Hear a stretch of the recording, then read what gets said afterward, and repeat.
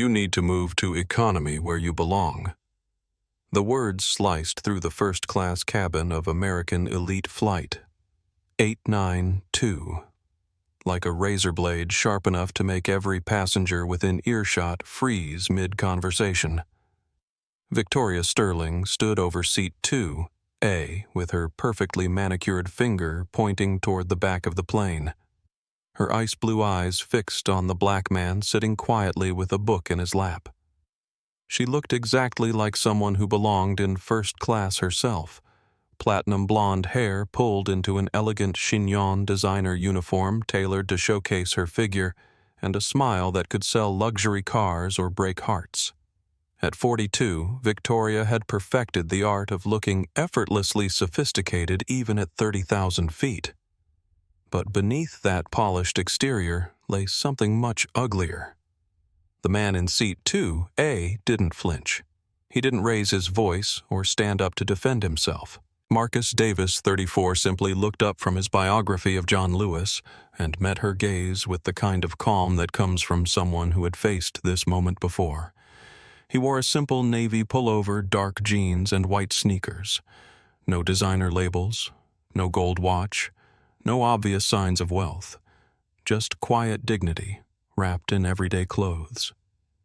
"Ma'am," Marcus said softly, "I have a valid boarding pass for this seat." Victoria's laugh was musical and cruel. "Oh, I'm sure you have a boarding pass, sweetie. The question is whether you actually paid for it yourself." Before we dive deeper into this story that shocked the aviation world and triggered the largest airline discrimination lawsuit in American history, I want to know where you're watching from. Drop your city in the comments below, and if you believe everyone deserves respect regardless of how they look, smash that subscribe button and hit that notification bell. This story will remind you exactly why your voice matters in moments like these. What Victoria Sterling didn't know as she stood there radiating superiority was that the quiet man in seat 2A wasn't just another passenger trying to fly from Chicago to Seattle. He wasn't some lucky traveler who had stumbled into an upgrade or won a contest. Marcus Davis was the CEO and founder of Next Tech Solutions, the technology company that powered the reservation networks, passenger databases, and operational backbone for American Airlines under a $2.3 billion service contract. In exactly 18 minutes, 4 simple words from Marcus's mouth would not only end Victoria's 18-year career, but trigger a revolution in how airlines treat their passengers. Those 4 words would spark viral hashtags, emergency board meetings, congressional hearings, and industry-wide policy changes that would echo through aviation history. But right now, in this moment, all anyone could see was a well-dressed white woman with authority challenging a casually dressed black man's right to exist in a space she deemed too exclusive for him. The power dynamic seemed crystal clear to everyone watching. Victoria held all the cards, or so she thought. The cabin had gone eerily quiet. Other first-class passengers had lowered their phones, closed their laptops, and turned their attention to the unfolding confrontation. Some looked uncomfortable. Others seemed curious about how this would play out. A few appeared to be recording with their phones, though they tried to be discreet about it. Marcus closed his book slowly, keeping his finger on the page to mark his place. The gesture was so calm, so unhurried, that it somehow made Victoria's aggressive posturing look even more unreasonable by contrast. "I'll ask you one more time," Victoria said, her voice rising just enough to ensure everyone could hear. "Move to economy where you belong, or I'll have security escort you off this aircraft. What happened next would change everything." Marcus Davis had been awake since 4:30 that morning, but not because of nerves about today's flight. 20 years of early mornings had trained his body to wake before dawn, back when oversleeping meant missing a shift, and missing a shift meant missing a meal. Even now, with a penthouse apartment overlooking Lake Michigan and a net worth that most people couldn't pronounce, Marcus still woke up every day like he had somewhere important to be. And he did. At 34, Marcus had built Next Tech Solutions from a one-room apartment in Detroit into the backbone of America's aviation industry. While other tech billionaires bought yachts and space rockets, Marcus had focused on solving the invisible problems that made modern life possible. His company's software powered everything from airline reservations to hotel bookings to rental car systems, processing millions of transactions every day without anyone knowing his name. That invisibility was intentional. Marcus had learned early that being underestimated was often an advantage, especially for a black man in the technology world. Let competitors dismiss him while he quietly built the infrastructure they all depended on. Let people assume he was just another face in the crowd while he revolutionized entire industries from behind the scenes. His morning routine never changed. Coffee first strong and black while reading the news on his tablet. Then 30 minutes on the treadmill because his grandmother Rosa had made him promise to take care of his health. "All that money don't mean nothing if your heart stops working, baby," she told him during his last visit to Detroit. At 84, Rosa Davis still lived in the same house where she'd raised Marcus after his parents died in a car crash when he was 7. Rosa was the reason Marcus dressed the way he did, spoke the way he did, carried himself the way he did. She'd worked 3 jobs to keep food on their table and never once complained about how hard life was. Instead, she'd taught him that dignity wasn't something you wore on the outside like expensive clothes or fancy cars. It was something you carried inside something that couldn't be bought or stolen or given away. Respect isn't something you demand, Baby Rosa used to say while helping him with homework at their tiny kitchen table. It's something you earn by giving it first. You treat everyone like they matter regardless of how they treat you because that's what good people do. Those words had shaped every decision Marcus made, from how he hired employees to how he negotiated with competitors. Nextech was known throughout the industry for treating everyone with respect, from executive assistants to night shift programmers. The company's employee satisfaction scores were legendary, and their retention rate was the envy of Silicon Valley. Today's flight to Seattle was supposed to be routine. Marcus was flying to finalize the largest contract in Nextech's history, a $2.3 billion deal to upgrade American Airlines' entire passenger management infrastructure. The irony of what was about to happen aboard American Flight 892 would not be lost on him later. He'd chosen his outfit carefully, not because he was trying to impress anyone, but because he'd learned that dressing down often revealed people's true character faster than any background check. The navy pullover was from Target, the jeans were Levi's, and the white sneakers had been a gift from his teenage nephew. Nothing about his appearance screamed billionaire tech CEO, and that was exactly the point. Marcus had faced discrimination before, of course. Every successful black man in America had stories about being followed in stores, questioned in hotel lobbies, or pulled over for driving while black. But he'd found that responding with anger or demands for recognition usually made situations worse. Better to stay calm, document everything, and let people reveal who they really were before deciding how to respond. He'd chosen seat 2A specifically because it was at the front of first class where he could work quietly during the 3-hour flight to Seattle. His tablet was loaded with contract documents to review, and he'd brought the John Lewis biography because Rosa had recommended it during their last phone call. That man understood something about dignity under pressure, she'd said. You could learn from his example. Marcus had no idea how prophetic those words would prove to be. His personal assistant, Lisa Park, had coordinated today's schedule down to the minute. She would be monitoring his flight status from Nextech's Chicago headquarters, ready to assist if anything unexpected happened. Through their service contract with American Airlines, Nextech had access to real-time flight data, passenger manifests, and even cabin communication networks. It was all part of the comprehensive technology package that had made American one of the most efficient airlines in the country. As Marcus settled into his seat and opened his book, he had no way of knowing that within the next hour, that same technology infrastructure would become the weapon he'd use to defend not just his own dignity, but the dignity of every passenger who had ever been judged by the color of their skin rather than the content of their character. The plane was still boarding when Victoria Sterling first noticed him, and in that moment, everything changed.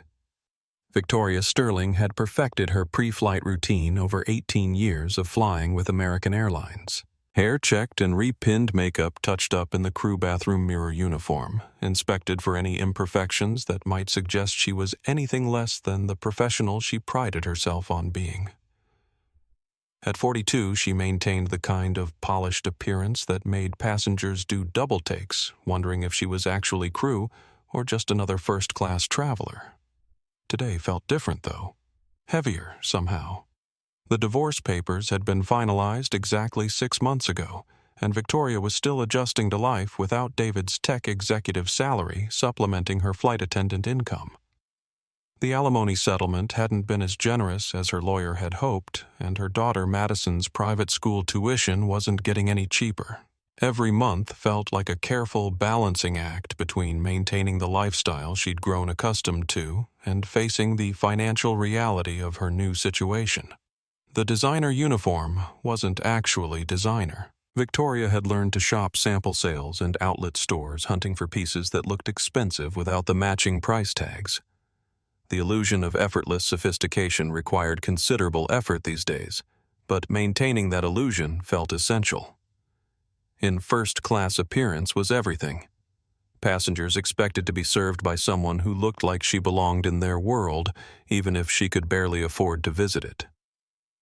Victoria had started flying back when the job still felt glamorous, when flight attendants were called stewardesses, and the work seemed like a ticket to adventure. She'd imagined meeting interesting people, seeing exotic destinations, maybe even finding romance at 30,000 feet, like in the movies. Instead, she'd spent nearly 2 decades dealing with entitled passengers, demanding schedules, and the gradual realization that she was essentially a waitress in the sky. The interesting people turned out to be mostly investment bankers who ignored her after their 3rd drink. The exotic destinations were usually quick turnarounds with barely enough time to see the inside of an airport hotel room. And the romance that had been David, a tech executive she'd met on a flight to San Francisco 7 years ago. He'd seemed charmed by her stories about life in the air, impressed by her poise under pressure, attracted to her carefully cultivated elegance. The divorce had been ugly. David's new girlfriend was 28, worked in marketing at his company, and had never spent a day dealing with turbulence or drunk passengers or crying babies in confined spaces. She probably thought flight attendants were just pretty faces who handed out snacks and looked good in photos. The unfairness of it all burned in Victoria's chest every time she thought about it, which was why moments like this one felt so important. First class was Victoria's domain, the one place where she still held authority and commanded respect. These seats were reserved for people who had earned their place through success achievement and the kind of refined behavior that separated them from the masses in economy. Maintaining those standards wasn't just about airline policy, it was about preserving something important in a world that seemed increasingly determined to tear down any distinction between earned privilege and entitled demands. Victoria prided herself on reading people quickly. 18 years of flying had taught her to spot potential problems before they escalated. The businessman who'd had too much to drink before boarding. The nervous flyer who might panic during takeoff. The passengers who belonged in first class and those who were clearly out of their element. The man in seat 2A didn't belong. Everything about him screamed economy class, from his casual clothing to his relaxed posture to the paperback book in his hands. He looked like someone who had stumbled into an upgrade through some computer glitch or customer service error, and he was hoping nobody would notice before takeoff. Victoria had seen it before. People would use stolen credit cards, fake names, or sob stories to talk their way into seats they couldn't afford, then act surprised when questioned about it. Well, not on her flight, not in her first-class cabin. Victoria had worked too hard to maintain the standards that made American Airlines special, and she wasn't about to let some random passenger undermine everything she'd built.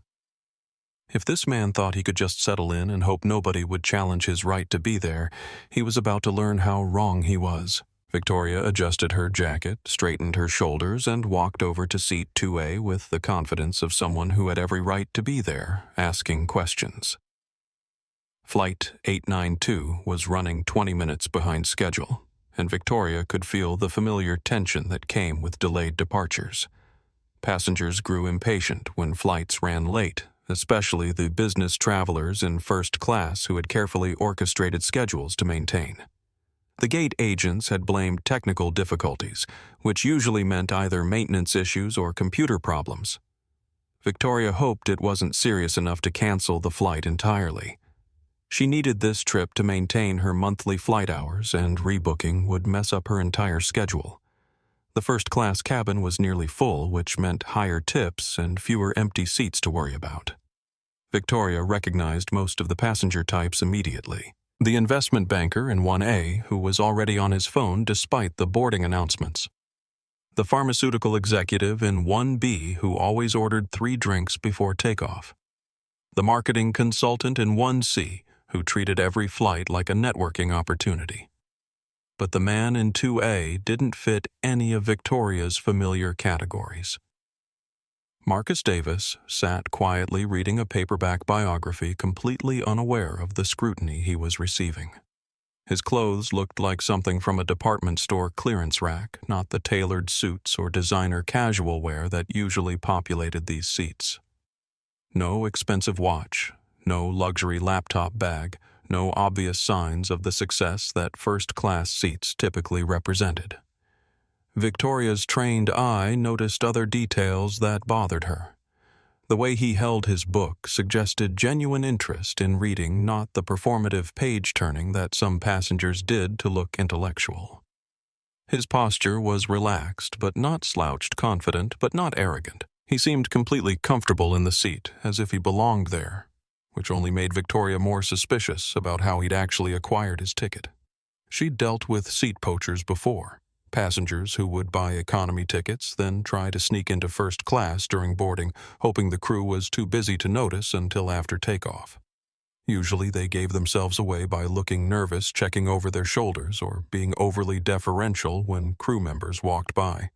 This man showed none of those telltale signs, which meant he was either very good at this scam or had somehow legitimately obtained a first-class boarding pass without actually paying for it. Victoria decided to start with a polite but firm approach. She walked over to Marcus's row with her best professional smile and her tablet ready to check his reservation details. The boarding pass protruding from his book looked legitimate at first glance, but Victoria had learned not to trust appearances when it came to questionable passengers. "Excuse me, sir," she said, positioning herself directly in front of his seat so he couldn't ignore her. "I need to verify your boarding pass. We're having some computer issues today, and I want to make sure everyone is in their correct seats before takeoff." Marcus looked up from his book, meeting her gaze with calm brown eyes that showed no hint of the nervousness Victoria expected to see. "Of course," he said, pulling out his boarding pass and handing it to her without hesitation. "Is there a problem?" Victoria examined the boarding pass carefully, looking for signs of tampering, unusual printing, or any other red flags that might indicate fraud. The document looked legitimate, which frustrated her more than it should have. She'd been hoping for an obvious forgery that would justify her suspicions and make this interaction straightforward. "This shows seat 2A, she said, stating the obvious while trying to think of another angle to pursue. "Can you tell me how you acquired this ticket?" "I purchased it online 3 weeks ago," Marcus replied, his voice remaining steady and polite despite the increasingly hostile tone of Victoria's questions. "Would you like to see my confirmation email?" Other passengers were starting to notice the interaction. Victoria could feel their attention, which made her more determined to resolve this situation quickly and decisively. If she was wrong about this passenger backing down, now would look unprofessional. If she was right, letting him stay would set a dangerous precedent about who could access first-class seats. "Sir, I need to be direct with you," Victoria said, lowering her voice, but not her intensity. "This is our premium cabin, reserved for our most valued customers and business travelers. The ticket may be valid, but I have concerns about whether you're actually the person who purchased it." Marcus closed his book slowly, keeping his finger on the page to mark his place. The gesture was measured and deliberate, suggesting either remarkable self-control or the kind of arrogance that came from thinking rules didn't apply to him. Victoria couldn't decide which possibility bothered her more. "What exactly are you suggesting?" Marcus asked, his tone remaining calm despite the increasingly personal nature of Victoria's accusations. "I'm suggesting that first class has certain standards," Victoria replied, her professional mask beginning to slip as frustration crept into her voice. "Our passengers expect a particular level of service and fellow travelers who understand the exclusivity of this cabin. You need to move to economy where you belong." The words hung in the air like smoke from a fire that was just getting started. Several passengers had stopped their conversations to listen more closely. Someone in row 3 had definitely pulled out their phone, though they were trying to be subtle about it. Victoria realized she'd crossed a line, but momentum carried her forward instead of pulling her back. Marcus set his book down on the armrest and looked directly at Victoria. "Ma'am, I have a valid ticket for this seat which I purchased with my own money. I'm not causing any disturbance or breaking any airline policies." "What exactly is the problem?" Victoria felt the weight of expectation from other passengers who were now openly watching the confrontation. She'd started this interaction expecting to quickly remove an obvious problem passenger, but instead found herself in a public debate with someone who seemed completely unrattled by her authority. The situation demanded a decisive response, and Victoria chose escalation over retreat. "The problem," she said, raising her voice just enough to ensure everyone in first class could hear, "is that you don't fit our passenger profile, and I have every right to question anyone who looks like they don't belong in this section." What nobody aboard Flight 892 knew was that the technical difficulties delaying their departure weren't actually technical at all. 20 miles away in downtown Chicago, Nextech Solutions was conducting a routine diagnostic check of American Airlines' passenger management network testing system upgrades that would be implemented nationwide over the next 6 months. The irony would not be lost on Marcus later. Lisa Park sat in her corner office on the 40th floor of the Willis Tower, monitoring multiple screens that displayed real-time data from airline operations across the country. As Marcus's personal assistant and Nextech's director of client relations, Lisa had access to more airline information than most passengers realized existed. Flight manifests, passenger profiles, crew assignments, even cabin communication networks all flowed through systems that her company had designed and implemented. Her job was to ensure that everything ran smoothly for Nextech's highest-profile clients, including the company's CEO. Marcus's flight to Seattle was marked in her system as VIP Executive Travel, which meant Lisa would receive automatic alerts about any delays, gate changes, or other issues that might affect his schedule. The meeting in Seattle was worth $2.3 billion to Nextech, and Lisa's job was to make sure nothing interfered with that deal.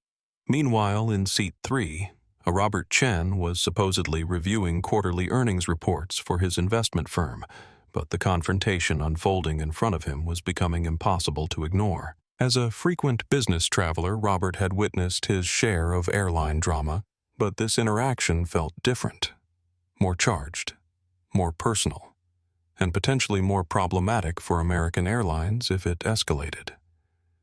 Robert had built his career on recognizing patterns and predicting outcomes, and everything about this situation screamed potential public relations nightmare. The flight attendant was clearly profiling the black passenger based on his appearance, and her comments about passenger profiles and belonging were walking dangerously close to discrimination territory. Without really thinking about it, Robert pulled out his phone and started recording. He told himself it was just in case things got ugly and someone needed evidence later, but part of him recognized the viral potential of what he was witnessing. His LinkedIn network included journalists, civil rights activists, and corporate executives who would be very interested in documented evidence of airline discrimination. Sarah Williams, sitting in seat 1C, was having similar thoughts. As a marketing executive for a Fortune 500 company, Sarah understood the power of social media to amplify stories that resonated with public sentiment. The interaction between the flight attendant and passenger had all the elements of content that could explode online: clear power dynamics, obvious bias, and a confined setting where everyone was essentially a captive audience. Sarah opened Twitter and started composing a thread, not yet posting, but getting ready to document whatever happened next. Her followers included reporters, activists, and influencers who could help spread important stories about discrimination and injustice. If this situation deteriorated, Sarah wanted to be ready to make sure the right people saw it. 3 rows back, Doctor. David Kumar was experiencing his own internal conflict. As a cardiologist who had spent 30 years treating patients regardless of their race, income, or background, he found the flight attendant's behavior deeply disturbing. But as someone who flew frequently for medical conferences, he also knew that confronting crew members could lead to being banned from airlines or labeled as a difficult passenger. David opened his phone's voice memo app and began quietly recording audio, positioning the device so it would capture the conversation without being obvious. He'd learned from previous experiences that documentation was crucial when reporting incidents to airline customer service departments who often dismissed passenger complaints without concrete evidence. Elena Rodriguez, the junior flight attendant, watched the confrontation from the galley area with growing anxiety. She'd been working with Victoria for 8 months and had witnessed similar situations before, though none quite this blatant. Elena knew the interaction was crossing professional lines, but speaking up would mean challenging a senior colleague who controlled her schedule, her evaluations, and ultimately her career progression. Elena had her own phone accessible and was torn between her duty to maintain crew solidarity and her recognition that Victoria's behavior was wrong. As a Hispanic woman who had faced her own share of discrimination, Elena understood exactly what the passenger in 2A was experiencing. But she also understood the reality of airline hierarchies and the risks of challenging authority. At Nextech headquarters, Lisa Park's monitoring systems registered an unusual spike in social media activity related to American Airlines Flight 892. Her algorithms were designed to flag any online content that mentioned Nextech clients, and several passengers were apparently posting about their flight experience in real time. Lisa made a mental note to investigate further if the activity continued to increase. What none of them realized was that they were about to become part of a story that would fundamentally change how airlines approached passenger relations, crew training, and discrimination prevention. The technology that connected them all through phones, social media, and airline networks would amplify their individual actions into a movement that reached far beyond the confines of a single airplane. Victoria's declaration that Marcus didn't fit the passenger profile sent ripples through the cabin that extended far beyond the immediate confrontation. Robert Chen had heard enough. 20 years of investment banking had taught him to recognize legal liabilities when he saw them, and Victoria Sterling was creating a massive one for American Airlines with every word she spoke. He adjusted his phone angle to better capture both Victoria and Marcus in the frame, making sure the audio was clear enough to understand every word. Robert's LinkedIn network included employment lawyers, civil rights attorneys, and journalists who specialized in discrimination cases. If this continued escalating, he wanted ironclad documentation of what he was witnessing.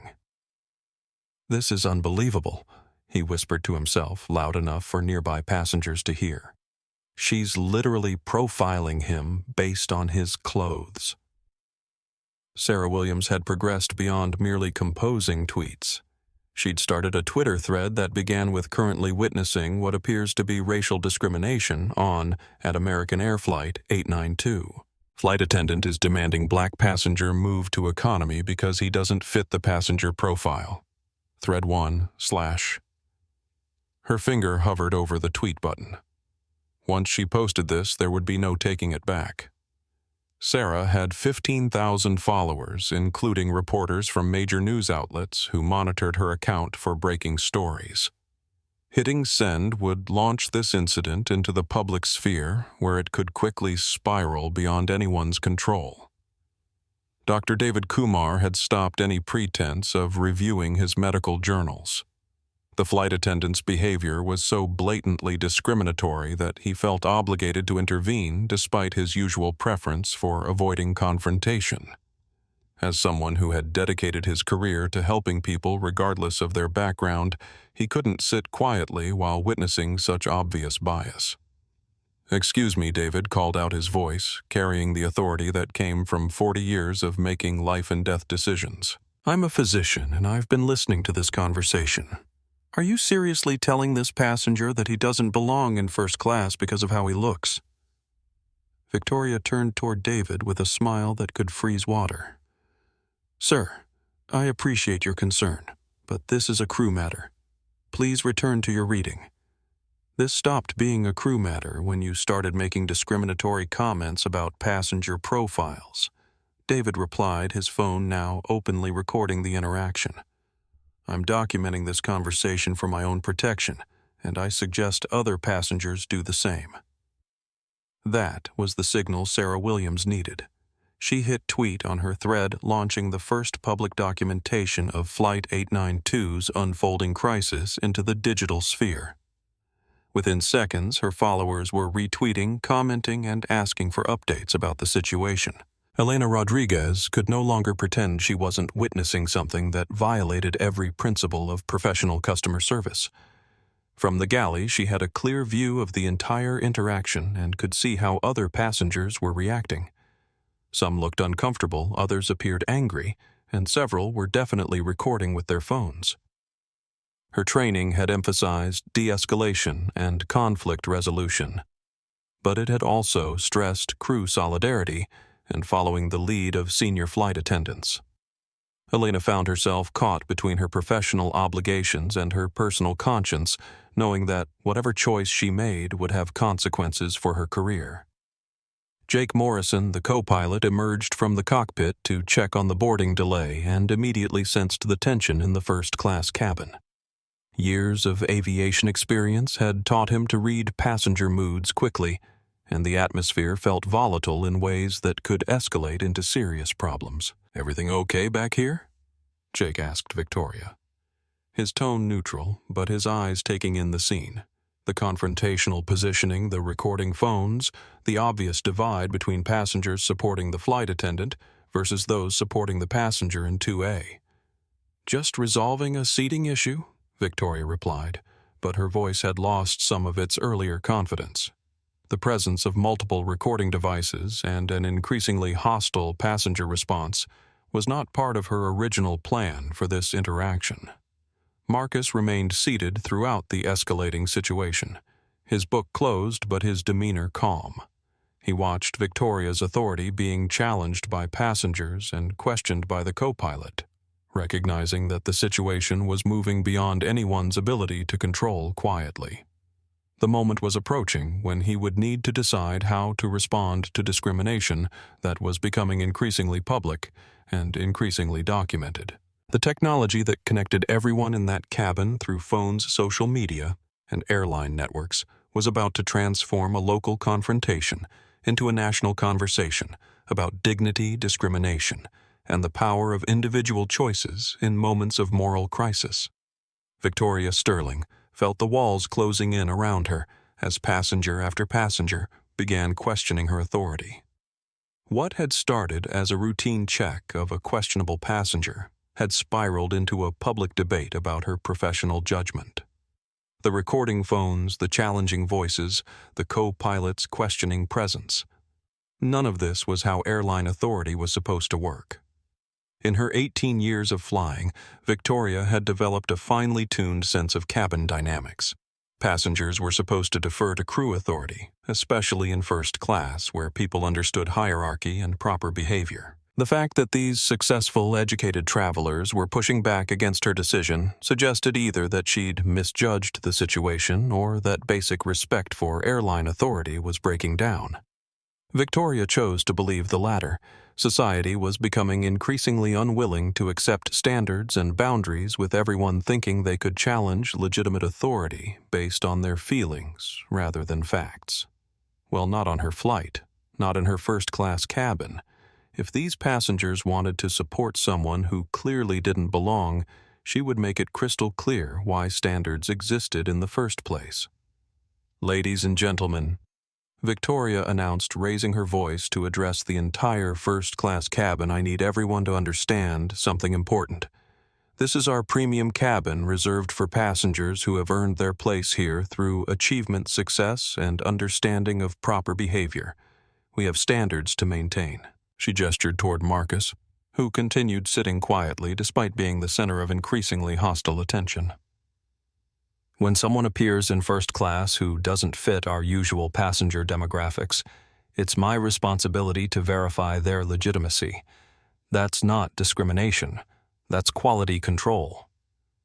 The words hit the cabin like a physical blow. Robert Chen's live stream viewer count jumped from 50 to over 300 as he shared the feed on his professional networks. His commentary became more urgent. "She's doubling down on the discrimination. This is absolutely unbelievable behavior from American Airlines crew." Sarah Williams's Twitter thread exploded across social media as her followers shared, retweeted, and added their own commentary about airline bias. Her second tweet read, "Update flight attendant now openly defending demographic standards for first-class passengers." This is textbook discrimination being live-streamed in real time. #flight 892. Discrimination, #American Airlines. The hashtag Flight 892 discrimination was born in that moment as other users picked up Sarah's posts and began adding their own experiences with airline bias. Within minutes, the tag was generating dozens of posts from travelers sharing their own stories of discrimination, profiling, and unequal treatment. Dr. David Kumar stood up from his seat, his medical training making it impossible to remain passive while witnessing such blatant bias. "Ma'am, what you're describing isn't quality control. It's racial profiling. You've made it clear that your objection to this passenger is based on his appearance and your assumptions about who belongs in first class." Victoria's composure finally cracked. "Sir, I've been doing this job longer than you've probably been flying. I know the difference between legitimate passengers and people who are trying to take advantage of situations they haven't earned." "Look at him." She pointed directly at Marcus. "Does he look like someone who regularly flies first class? Does he dress like our typical premium customers? Does he carry himself like someone who understands the exclusivity of this environment?" The questions hung in the air like accusations making explicit what had been implied throughout the confrontation. Victoria had moved beyond questioning Marcus's ticket to questioning his fundamental right to occupy space that she deemed inappropriate for someone of his race and appearance. Marcus finally spoke, his voice carrying a quiet authority that seemed to fill the cabin despite its softness. "Ma'am, how exactly should someone look to deserve respect and dignity? What appearance requirements should I meet to be treated as a valued customer?" The question was delivered without anger or sarcasm, which somehow made it more powerful than any raised voice could have been. Marcus's calm response highlighted the irrationality of Victoria's position, while maintaining his own dignity under attack. "You know exactly what I mean." Victoria snapped, her professionalism completely abandoned now. "First class is for people who have achieved something, who dress appropriately, who understand that exclusivity means something. It's not for people who think they can just demand access to spaces they haven't earned." Elena Rodriguez could no longer remain silent. Despite her fear of challenging a senior colleague, her conscience wouldn't allow her to stand by while witnessing such obvious discrimination. "Victoria," she called out from the galley, "his ticket is valid. We verified his reservation. This isn't about company policy anymore." Victoria spun around to face Elena with fury in her eyes. "Don't you dare question my judgment. I've been maintaining standards on this airline since before you were old enough to fly. If you can't support crew authority, maybe you should reconsider whether this job is right for you. The threat was clear and public, but it backfired. Instead of intimidating Elena into silence, Victoria's aggression toward her own colleague demonstrated to passengers that this wasn't about following proper procedures. It was about one person's prejudice being imposed through abuse of authority. Jake Morrison, the co-pilot, had heard enough. His aviation training emphasized de-escalation and passenger safety above all else, and the cabin atmosphere was becoming volatile in ways that could compromise flight security. Victoria, I need to speak with you privately. Now. I'm handling a passenger issue. Victoria replied, her voice tight with stress and defensiveness. This man is disrupting our premium cabin with his presence, and I won't allow first-class standards to be compromised, because some people are uncomfortable with necessary enforcement. The only disruption I see, Jake said quietly but firmly, is coming from crew behavior that's creating a hostile environment for paying passengers. We need to resolve this before it escalates further. Robert Chen's livestream had reached over 1,000 viewers with comments flooding in from people expressing outrage, sharing similar experiences, and demanding accountability from American Airlines. The real-time nature of the streaming meant that Victoria's discriminatory comments were being preserved and shared faster than any corporate damage control could contain. Sarah Williams posted another update co-pilot now intervening as situation escalates. Flight attendant has made multiple discriminatory statements that are being live-streamed and recorded by passengers. This is a PR nightmare developing in real time for at American Air. The technology that connected everyone in that cabin was transforming a local confrontation into a viral moment that would soon reach corporate boardrooms, newsrooms, and living rooms across the country. What had started as one flight attendant's prejudice was becoming a flashpoint for broader conversations about discrimination, authority, and accountability in American society. Marcus remained seated throughout the escalating chaos, his calm presence serving as a stark contrast to the increasing hostility around him. He understood that the situation had moved beyond anything he could control through words alone, but he also recognized that how he responded in the next few minutes would determine whether this moment became about personal revenge or meaningful change. 20 miles away in the Willis Tower, Lisa Park's monitoring systems were lighting up like a Christmas tree. Nextech's sophisticated social media tracking algorithms had flagged an unusual surge in mentions of American Airlines Flight 892, and the sentiment analysis was showing increasingly negative trends. Her job was to protect Marcus's interests and Nextech's corporate relationships, which meant staying ahead of potential problems before they became actual crises. Lisa pulled up the real-time social media feeds and immediately recognized the severity of what was unfolding. Robert Chen's LinkedIn livestream was being shared across professional networks, bringing the incident to the attention of business leaders, executives, and corporate decision-makers who could influence American Airlines' reputation and bottom line. Sarah Williams's Twitter thread was exploding across civil rights networks, amplifying the story to activists, journalists, and politicians who specialized in discrimination issues. More concerning was the fact that several passengers had identified the flight by number, making it possible for anyone monitoring American Airlines' social media to connect the viral discrimination incident to a specific aircraft crew and passenger manifest.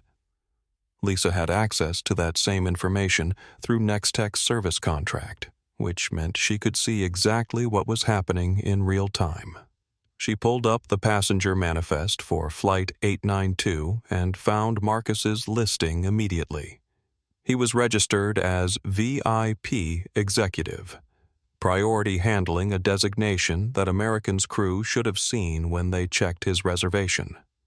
The fact that Victoria Sterling was harassing a passenger marked for VIP treatment suggested either gross negligence or willful disregard of company procedures. Lisa opened a secure communication channel to American Airlines corporate headquarters, As Nextech's Director of Client Relations, she had direct access to senior executives who oversaw the airline's technology partnerships. This wasn't just about one discriminatory flight attendant anymore.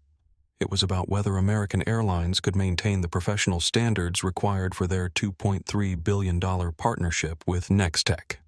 This is Lisa Park from Nextech Solutions. She told American's VP of Corporate Relations when he answered her priority call. We have a situation developing on Flight 892 that requires immediate executive attention. One of your crew members is discriminating against a passenger who's listed in your system as VIP Executive Priority. The response was immediate concern. What kind of discrimination are we talking about? Racial profiling of a black passenger in first class with multiple witnesses recording the interaction for social media. The incident is already viral on LinkedIn and Twitter with hashtags trending that directly mention your airline. We're looking at a potential public relations catastrophe that could damage both our companies' reputations. While Lisa coordinated with American's corporate team, the viral expansion of Flight 892's story was accelerating beyond anyone's ability to control. Robert Chen's professional network included reporters from the Wall Street Journal, CNBC, and Bloomberg, who were already reaching out for comment about the live-streamed discrimination. His follower count was climbing rapidly as the story spread through business and investment communities. Sarah Williams's Twitter thread had been retweeted by civil rights organizations, celebrities, and political figures who recognized the broader significance of documented airline discrimination. The NAACP, ACLU, and National Urban League had all shared her posts, bringing the story to the attention of millions of followers who cared deeply about racial justice issues. Dr. David Kumar's medical colleagues were sharing his audio recordings on professional networks, adding credibility to the passenger accounts and providing additional documentation that would be impossible for American Airlines to dispute or downplay. Most importantly, the story was reaching mainstream media outlets that specialized in breaking news and viral content. CNN, Fox News, and MSNBC all had social media teams that monitored trending hashtags for potential stories and hashtag Flight 892. Discrimination was climbing the trending charts faster than their content producers had seen in months. At American Airlines headquarters in Fort Worth, executive phones were ringing constantly as board members, public relations teams, and legal departments tried to understand the scope of the crisis developing on one of their aircraft. The passenger manifest showed Marcus Davis as a VIP executive, but none of the corporate team immediately recognized his name or understood why his mistreatment would trigger such intense public outrage. The airline's social media team was already dealing with hundreds of angry comments, demands for accountability, and threats of boycotts from passengers who had seen the viral content. Their standard responses about investigating the matter and taking passenger concerns seriously were being overwhelmed by the volume and intensity of public reaction. Meanwhile, Elena Rodriguez had found her voice and her courage. Despite Victoria's threats about her career, Elena began documenting the incident through American's internal reporting system, creating an official record of discriminatory behavior that would be impossible for the airline to ignore or cover up. Her reports included timestamps, witness accounts, and detailed descriptions of Victoria's specific comments about passenger demographics and belonging. Jake Morrison was also filing reports through aviation channels, noting potential safety concerns created by crew behavior that was antagonizing passengers and creating a hostile cabin environment. His documentation would carry significant weight with federal aviation authorities who took crew conduct issues seriously. The technology infrastructure that Nextech had built for American Airlines was now being used to document and amplify the very discrimination that Marcus was experiencing. The irony was not lost on Lisa Park as she coordinated between corporate teams to address a crisis that involved the CEO of the company that made American's digital operations possible. Within the next hour, the story of Flight 892 would reach corporate boardrooms, newsrooms, and congressional offices where decisions would be made about accountability, policy changes, and the future of airline passenger relations. What had started as one flight attendant's prejudice was becoming a catalyst for comprehensive examination of how airlines treated their customers and whether current systems were adequate to prevent discrimination. The viral nature of social media meant that American Airlines would be forced to respond quickly and decisively, with the entire world watching to see whether they would defend discriminatory behavior or take meaningful action to address it. Victoria Sterling felt the ground shifting beneath her feet as passenger support for Marcus grew stronger and more vocal, but instead of retreating, she doubled down on her authority. 18 years of airline hierarchy had taught her that backing down from passenger challenges only encouraged more defiance. If she was going to maintain control of her cabin, she needed to demonstrate that crew authority trumped passenger complaints regardless of how many phones were recording. "I want everyone to understand something," Victoria announced, her voice carrying across the first-class cabin with practiced authority. "This is not a democracy. This is an aircraft, and I am the senior cabin crew member responsible for safety, security, and maintaining appropriate standards. When I determine that a passenger requires additional verification, that determination is final." She turned to face Marcus directly, her perfectly applied makeup and elegant styling creating a stark contrast with his casual appearance. "Sir, you have two choices. You can cooperate with crew instructions and move to an appropriate seat in economy, or you can be removed from this aircraft entirely. Those are your only options." The ultimatum was delivered with the kind of absolute certainty that Victoria had perfected over nearly 2 decades of managing difficult passengers. In her experience, most people eventually backed down when faced with the prospect of being removed from a flight, losing their money, and dealing with the hassle of rebooking travel. The threat of real consequences usually ended passenger resistance quickly. But Marcus Davis wasn't most people. "Ma'am," he said quietly, "I'd like to understand the specific policy that requires passengers to move seats based on your personal assessment of whether they look appropriate for first class." His tone remained respectful, but his question cut directly to the heart of Victoria's authority. "Can you please cite the American Airlines regulation that gives you the right to relocate passengers based on their appearance?" The question hung in the air like a challenge that Victoria couldn't ignore. She had expected compliance or anger, not the kind of calm, logical response that exposed the weakness of her position.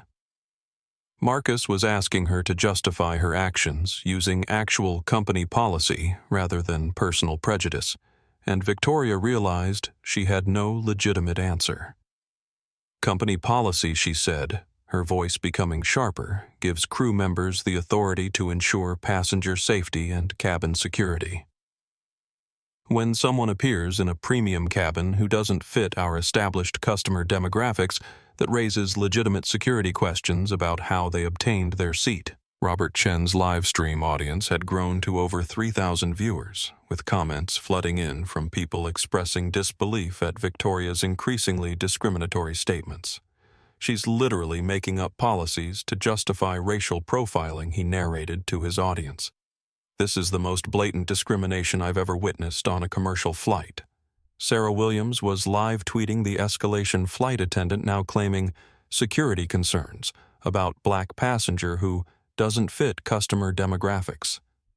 This is textbook racist rationalization happening in real time.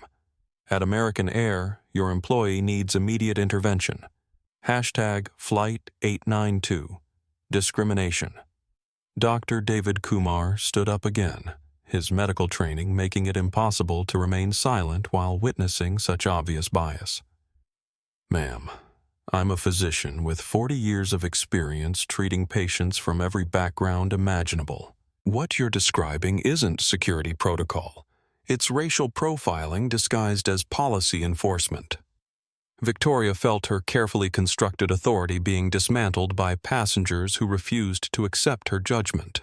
The recording phones, the challenging voices, the growing hostility in the cabin. None of this was how airline operations were supposed to work. Crew decisions were supposed to be respected, not debated in public forums with social media audiences watching. "Doctor," she said, her tone becoming condescending. "I appreciate your medical expertise, but airline operations require different skills than patient care. I've been maintaining cabin security and passenger standards longer than most people have been flying, and I know how to identify potential problems before they escalate." Helena Rodriguez couldn't remain silent any longer. Despite her fear of challenging a senior colleague, her conscience demanded action. "Victoria, I've reviewed his reservation in our system. Marcus Davis is listed as a VIP executive passenger with priority handling designation. His ticket is completely legitimate, and he hasn't violated any airline policies." The revelation hit the cabin like a thunderbolt. Victoria's face went pale as she realized that other crew members had access to information that completely undermined her position. If Marcus was actually designated as a VIP passenger in American's system, her harassment of him wasn't just inappropriate. It was a direct violation of company protocols for handling high-value customers. That's not possible." Victoria stammered, her earlier confidence evaporating. "VIP passengers don't dress like—" She gestured vaguely at Marcus's casual clothing, unable to complete the sentence without making her prejudice even more obvious, like what Marcus asked quietly. "Like black men.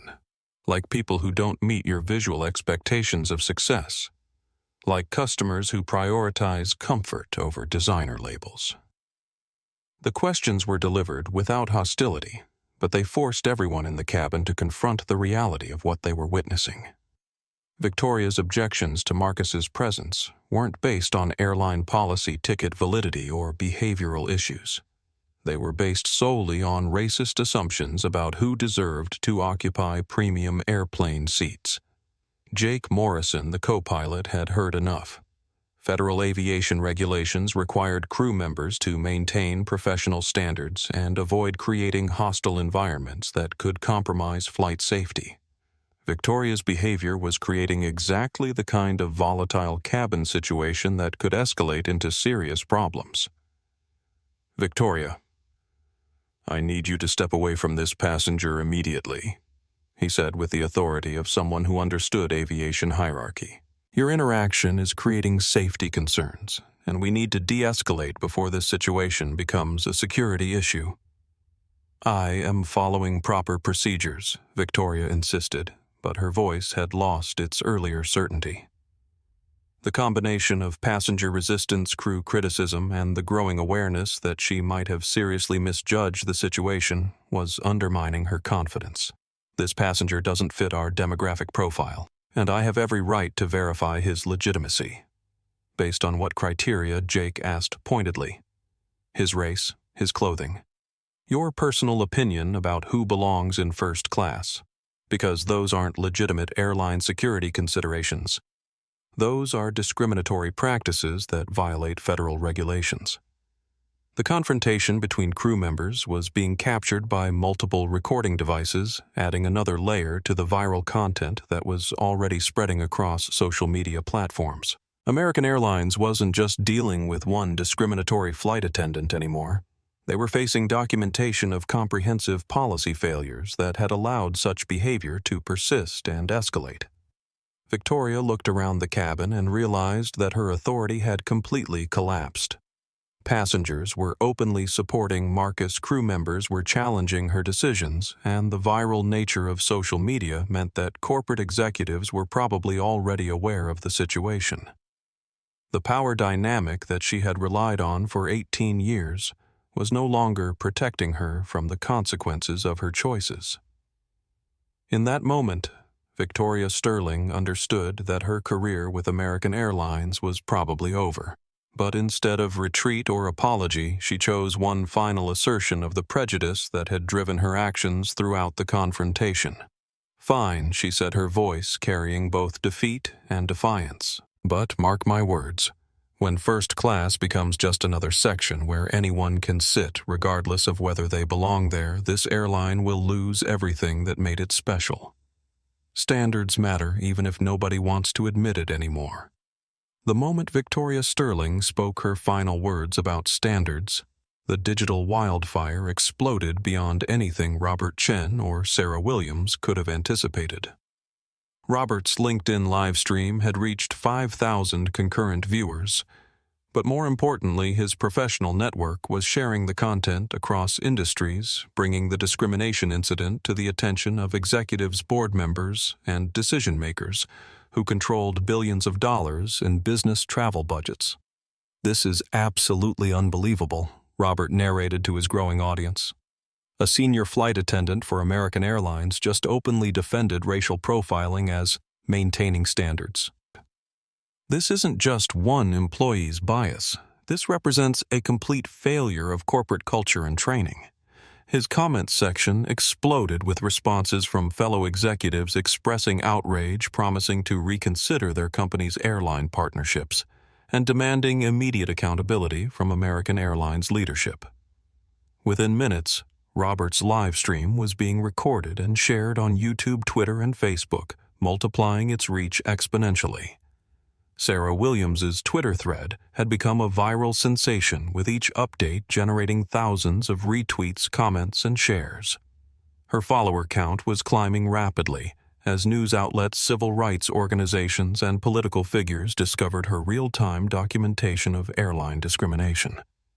The hashtag #Flight892discrimination was trending nationally, joined by hashtag American Airlines discrimination and hashtag airline accountability. Her latest tweet read, "Breaking flight attendant just defended discrimination by claiming first class needs standards about who belongs there. This is 2024 and we're watching Jim Crow attitudes being live streamed from 30,000 feet.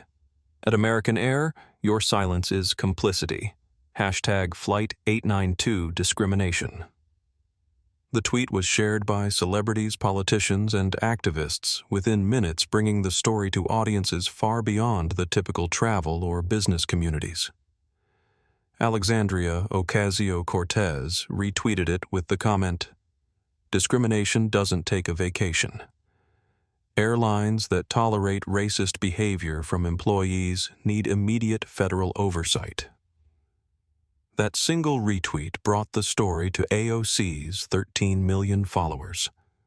Dr. David Kumar's audio recordings were being shared through medical professional networks, adding credibility and documentation that would be impossible for American Airlines to dispute. His colleagues at hospitals across the country were expressing outrage that a fellow physician had witnessed such blatant discrimination, and medical organizations were beginning to discuss formal responses to airline bias.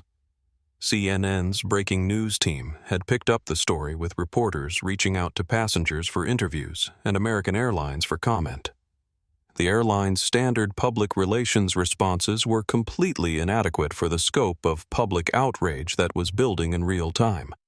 Social media algorithms were amplifying the content because engagement rates were through the roof, creating a viral feedback loop that pushed the story to millions of additional viewers.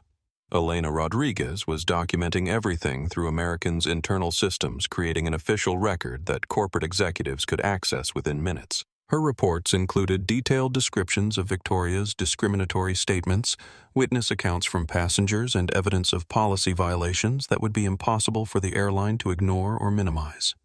The airline's social media monitoring team was in full crisis mode, with hundreds of angry comments flooding their official accounts faster than they could respond. Passengers were sharing their own experiences with airline discrimination, creating a cascade of stories that painted a picture of widespread problems rather than isolated incidents. Hashtag boycott. American Airlines was beginning to trend as passengers expressed their intention to choose different airlines for future travel. Corporate travel managers were receiving calls from employees asking whether their companies would continue using American Airlines for business trips, creating potential revenue impacts that would get executive attention immediately. Jake Morrison was filing urgent reports through aviation safety channels, documenting crew behavior that was creating hostile cabin environments and potential security risks. His reports would reach Federal Aviation Administration officials who took discrimination complaints seriously, especially when they involved potential violations of federal civil rights laws. The story was being picked up by international media outlets as well, with British, Canadian, and European news organizations covering American airline discrimination as part of broader discussions about racism in the United States. The global reach meant that American Airlines' reputation was being damaged in international markets where they competed for business travelers and vacation customers. Stock market algorithms were beginning to flag American Airlines as a trending risk, with the combination of viral negative publicity and boycott threats creating potential impacts on share prices. Financial analysts would be asking questions about the airline's exposure to discrimination lawsuits and regulatory penalties, especially if the incident led to federal investigations. Meanwhile, at Nextech headquarters, Lisa Park was coordinating with American Airlines' executive team to address the crisis. Her access to real-time flight data and passenger information meant she could provide corporate decision-makers with immediate updates about the situation's development and potential resolutions. The viral content is expanding faster than any previous airline discrimination incident we've monitored, Lisa reported to American's VP of Corporate Relations. We're looking at millions of impressions across multiple platforms with engagement rates suggesting the story will continue growing for several hours at minimum. American Airlines' stock price had already dropped 2% in after-hours trading as automated trading systems reacted to the volume of negative publicity. Corporate communications teams were preparing statements. Legal departments were assessing liability exposure, and executive assistants were clearing schedules for emergency meetings. The technology that connected everyone in Flight 892's cabin had transformed a local confrontation into a global conversation about discrimination, accountability, and corporate responsibility. What had started as one flight attendant's prejudice was becoming a case study in how quickly social media could amplify injustice and demand immediate action from institutions that preferred to handle problems quietly. Within the next hour, American Airlines would be forced to make decisions about Victoria Sterling's employment, Marcus Davis's treatment, and their company's commitment to preventing future discrimination. The entire world would be watching to see whether they chose accountability or attempted damage control. Lisa Park's priority call to American Airlines corporate headquarters had triggered emergency protocols that few passengers ever witness. Within minutes of her initial contact, American's executive team was in full crisis mode with the airline's CEO, legal department, public relations team, and board liaison all connected on a secure conference call to address what was rapidly becoming the most visible discrimination incident in aviation history. "Let me be clear about the scope of what we're dealing with," Lisa said, addressing the assembled American Airlines leadership team. "Marcus Davis isn't just a passenger. He's the CEO and founder of Nextech Solutions, the company that manages your reservation systems, passenger databases, operational networks, and flight scheduling infrastructure under our $2.3 billion service contract." The silence on the call was deafening. American's executive team was beginning to understand that they weren't just dealing with bad publicity from a discriminatory flight attendant. They were facing a crisis that threatened one of their most critical business partnerships and potentially billions of dollars in operational capacity. Furthermore, Lisa continued the viral content documenting your crew's discrimination against Mr. Davis is being shared by business leaders, civil rights organizations, and media outlets with combined audiences in the tens of millions. This isn't going away quietly, and it's not something that can be managed through standard public relations responses. American's CEO, Robert Martinez, finally found his voice. "What are Mr. Davis's expectations for resolving this situation?" "At this moment, Mr. Davis hasn't communicated any specific demands," Lisa replied.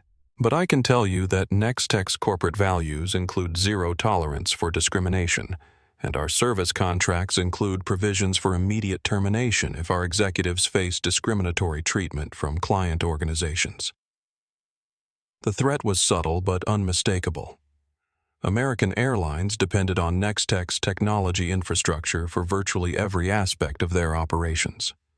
Losing that partnership would shut down the airline within hours, stranding hundreds of thousands of passengers and creating operational chaos that could take months to resolve. Meanwhile, on Flight 892, Marcus remained seated calmly despite the escalating chaos around him. His phone had been buzzing constantly with messages from Lisa, his legal team, his board of directors, and media outlets requesting comment about the viral discrimination incident. But Marcus understood that how he responded in the next few minutes would determine whether this moment became about personal revenge or meaningful change. Elena Rodriguez approached Marcus's seat with obvious nervousness, carrying a tablet that displayed his complete passenger profile. "Mr. Davis," she said quietly, "I want to apologize for my colleague's behavior and for my own failure to intervene sooner. Your reservation shows VIP executive status with priority handling instructions that should have prevented any questioning about your legitimacy." Marcus looked at Elena with appreciation for her courage in finally speaking up. "Thank you for stepping forward. I know that couldn't have been easy given the workplace dynamics." "Sir," Elena continued, "I've documented everything in our internal systems, including specific quotes and timestamps that will be available to corporate investigators. I also want you to know that this behavior doesn't represent the values that American Airlines claims to uphold." Victoria Sterling was still standing in the aisle, but her earlier confidence had completely evaporated. The combination of passenger hostility, crew criticism, and the growing realization that she had seriously misjudged the situation was finally penetrating her defensive armor. When Elena mentioned VIP executive status, Victoria understood that her career was probably over. Jake Morrison returned from the cockpit, carrying a printout of Marcus's passenger profile, his expression grim. "Victoria, I need to speak with you immediately about your violation of company protocols for VIP passenger handling." "I didn't know," Victoria said weakly, her earlier defiance replaced by growing panic. "His appearance, his clothing, he didn't look like what?" Jake interrupted.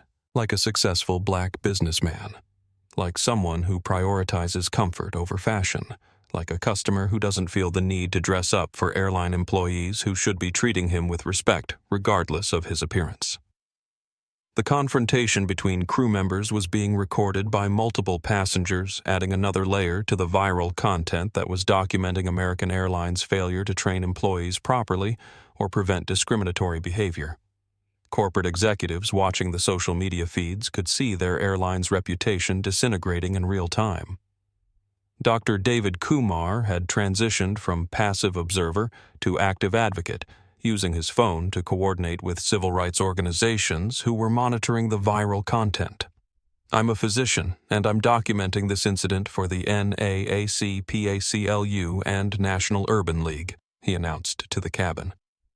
"This level of discrimination requires organizational response, not just individual accountability." Sarah Williams was coordinating with reporters who had reached out through her viral Twitter thread, providing real-time updates about the situation's development and the airline's failure to intervene effectively.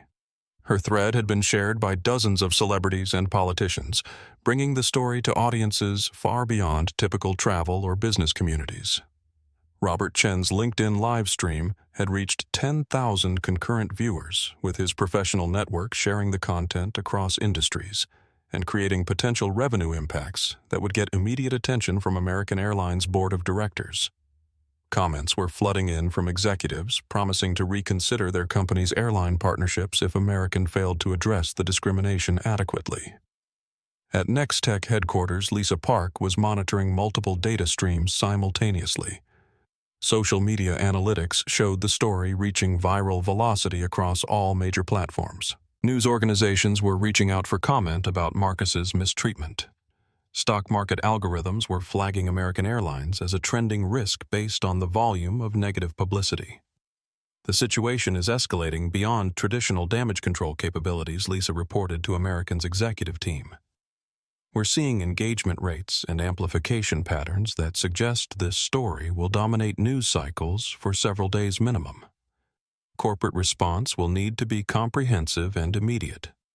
American's legal department was already assessing potential liability exposure from federal discrimination lawsuits while their public relations team was preparing statements that could address the viral outrage without admitting corporate responsibility for individual employee behavior. But Lisa Park had one more piece of information that would change everything. "There's something else you need to understand," she said to the American Airlines leadership team. "Mr. Davis was traveling to Seattle to finalize the expansion of our service contract with your airline. That meeting was scheduled to increase our partnership value to $4.5 billion over the next 5 years. The financial stakes were becoming clear. American Airlines wasn't just facing bad publicity from discriminatory behavior. They were risking the loss of their most critical technology partnership and billions of dollars in operational capability because one flight attendant couldn't treat a black passenger with basic dignity. What does Nextech need from us to resolve this situation?" American's CEO asked, his voice tight with the recognition that his company's future might depend on how they handled the next few hours. "Immediate, comprehensive, and public accountability," Lisa replied. "The viral nature of this incident means that half measures or private apologies won't be sufficient. The entire world is watching to see whether American Airlines tolerates discrimination from its employees." The technology that Marcus's company had built for American Airlines was now being used to document and amplify the discrimination he was experiencing, creating an ironic feedback loop that would force the airline to choose between defending prejudice and embracing justice. The first-class cabin of Flight 892 had transformed into something unprecedented in commercial aviation history, a live-streamed real-time documentation of corporate discrimination with millions of people watching the consequences unfold. What had started as one flight attendant's prejudice had become a battleground for competing visions of justice, accountability, and human dignity. Victoria Sterling stood isolated in the aisle, her earlier allies among the crew having abandoned her as the severity of her mistakes became impossible to ignore. The perfectly applied makeup and designer uniform that had once projected authority now seemed like a costume that couldn't hide the ugly reality of her discriminatory beliefs. "I want everyone to understand," she said, her voice cracking under the pressure of multiple recording devices and hostile stares, "that I was trying to maintain the standards that make first class special. When people who don't fit our usual passenger profile appear in premium cabins, we have to ask questions." Robert Chen's live stream audience had grown to 15,000 viewers, with real-time comments expressing disbelief at Victoria's continued attempts to justify racial profiling. "She's doubling down on discrimination even after learning he's a VIP executive," Robert narrated to his audience.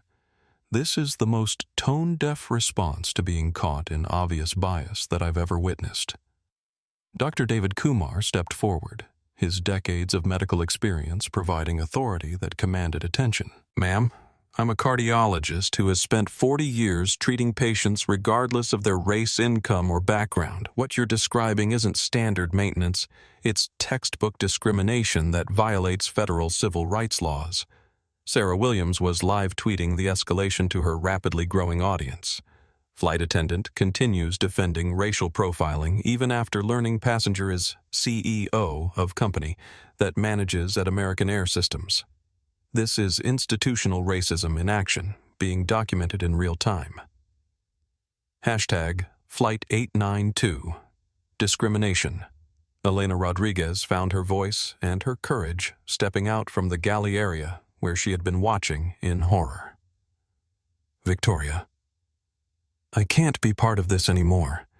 Mr. Davis has VIP executive status in our system. His ticket is completely legitimate. His behavior has been exemplary. The only problem in this cabin is your treatment of a valued customer based on his race." The confrontation between crew members was particularly damaging because it demonstrated that Victoria's behavior wasn't just individual prejudice. It was discrimination that other employees felt obligated to challenge publicly to protect their own professional integrity. Jake Morrison returned from the cockpit carrying documentation that would end the confrontation decisively. "Victoria, I've reviewed Mr. Davis's complete passenger profile. He's listed as CEO of Next Tech Solutions with specific instructions for VIP handling. Your harassment of him violates multiple company policies and federal aviation regulations. Victoria's face went white as she realized the magnitude of her error. I didn't know. He didn't look like what Marcus asked quietly, speaking for the first time in several minutes. His calm voice carried more authority than all the shouting and arguing around him. Like a successful black businessman, like someone who built a multi-billion-dollar technology company from scratch, like a CEO who happens to dress for comfort rather than appearance. The questions hung in the air like indictments, forcing everyone in the cabin to confront the racist assumptions that had driven Victoria's behavior from the beginning. Marcus's dignity under attack was making Victoria's prejudice look even more irrational and inexcusable. Passengers throughout the cabin were now openly taking sides, with the vast majority expressing support for Marcus and outrage at Victoria's discriminatory treatment. Several business travelers were calling their corporate travel departments to express concerns about American Airlines' tolerance for employee bias. Others were contacting civil rights organizations to report the incident and demand accountability. The viral explosion was reaching critical mass across social media platforms. #Flight892. Discrimination was trending nationally on Twitter, with hundreds of posts per minute documenting the incident and demanding justice. LinkedIn was flooded with professional networks sharing Robert's live stream and expressing corporate concerns about airline discrimination. Facebook and Instagram were amplifying the story through personal networks, bringing it to audiences who might not typically follow business or civil rights news. News organizations were scrambling to cover the breaking story, with reporters reaching out to passengers for interviews and American Airlines for official comment. CNN, MSNBC, Fox News, and major newspapers were all monitoring the viral content and preparing coverage that would bring the discrimination incident to national television audiences.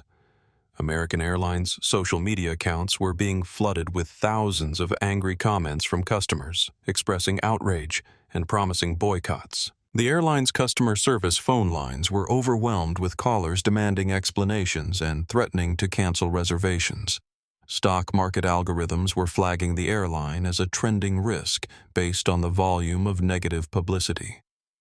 Elena approached Marcus again, her voice shaking with emotion. Mr. Davis, I want you to know that I've filed formal complaints through every internal channel available. This behavior doesn't represent the values that American Airlines claims to support, and I'll testify in any investigation or legal proceeding about what I witnessed here. Marcus looked at Elena with genuine appreciation. Thank you for finding your voice. I know it took courage to challenge a senior colleague, and your willingness to speak up means more than you know. Dr. David Kumar was coordinating with civil rights organizations who were monitoring the viral content and preparing legal responses. I'm providing audio documentation to the NAACP legal department, he announced to the cabin. This level of discrimination requires organizational accountability, not just individual consequences. Victoria made one final attempt to salvage her position, but it only made things worse. Everyone is overreacting to standard security procedures, she said desperately. First class has always been exclusive, and we've always had the right to verify passenger legitimacy when someone doesn't fit our established demographics. The word demographics triggered an explosive response from passengers who recognized it as coded language for racial profiling. Robert's live stream audience erupted with comments expressing disbelief that a flight attendant would use such obviously discriminatory terminology while being recorded. Sarah Williams's tweet about the demographics comment was immediately viral. Flight attendant just openly admitted to racial profiling by questioning passengers who don't fit established demographics. This is Jim Crow language being used on a commercial aircraft in 2024.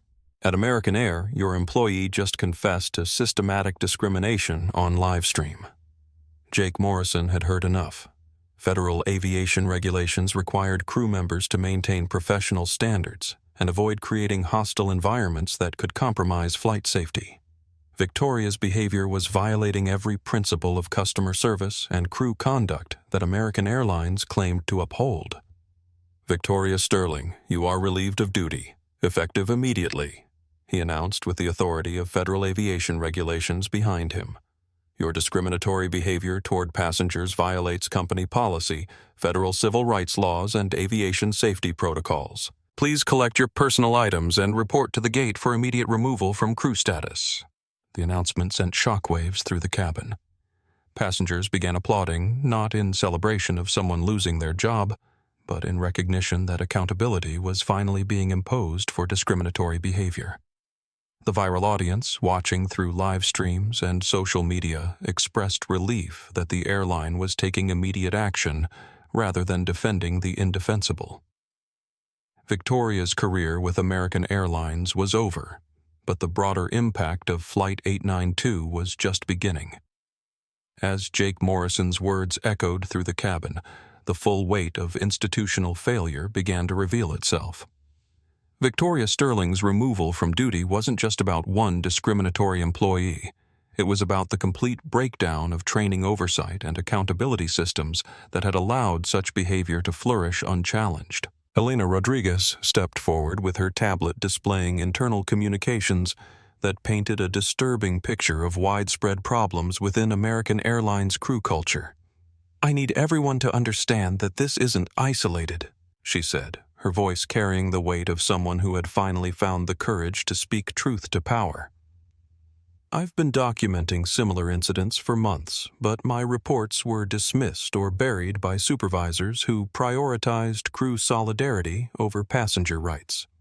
Her revelation hit the live stream audience like a bombshell. Robert Chen's 15,000 viewers were witnessing not just individual discrimination, but evidence of organizational patterns that suggested comprehensive cultural problems within one of America's largest airlines. "This is explosive," Robert narrated to his growing audience. "We're getting documentation of widespread discrimination that the airline has been covering up for months or possibly years. This goes far beyond one bad employee." Sarah Williams immediately tweeted Elena's revelations. Breaking at American Air flight attendant reveals pattern of discrimination complaints that were dismissed or buried by supervisors. This isn't one bad apple. This is institutional racism that management has been covering up. Hashtag Flight 892. Discrimination. Hashtag Airline Accountability. Dr. David Kumar was recording Elena's testimony for civil rights organizations who would use it as evidence in potential federal investigations. This documentation suggests violations of federal civil rights laws at the organizational level, he said. Individual accountability isn't sufficient when institutional practices enable and protect discriminatory behavior. Jake Morrison was accessing crew communication logs through the aircraft's internal systems, uncovering a disturbing pattern of messages that revealed discriminatory attitudes among multiple staff members. The digital trail painted a picture of casual racism, passenger profiling, and deliberate targeting of travelers who didn't fit narrow demographic expectations. "Elena's right," Jake said grimly. "I'm seeing internal communications that suggest this behavior has been ongoing and unreported through proper channels. We're looking at potential federal violations that go far beyond this single incident."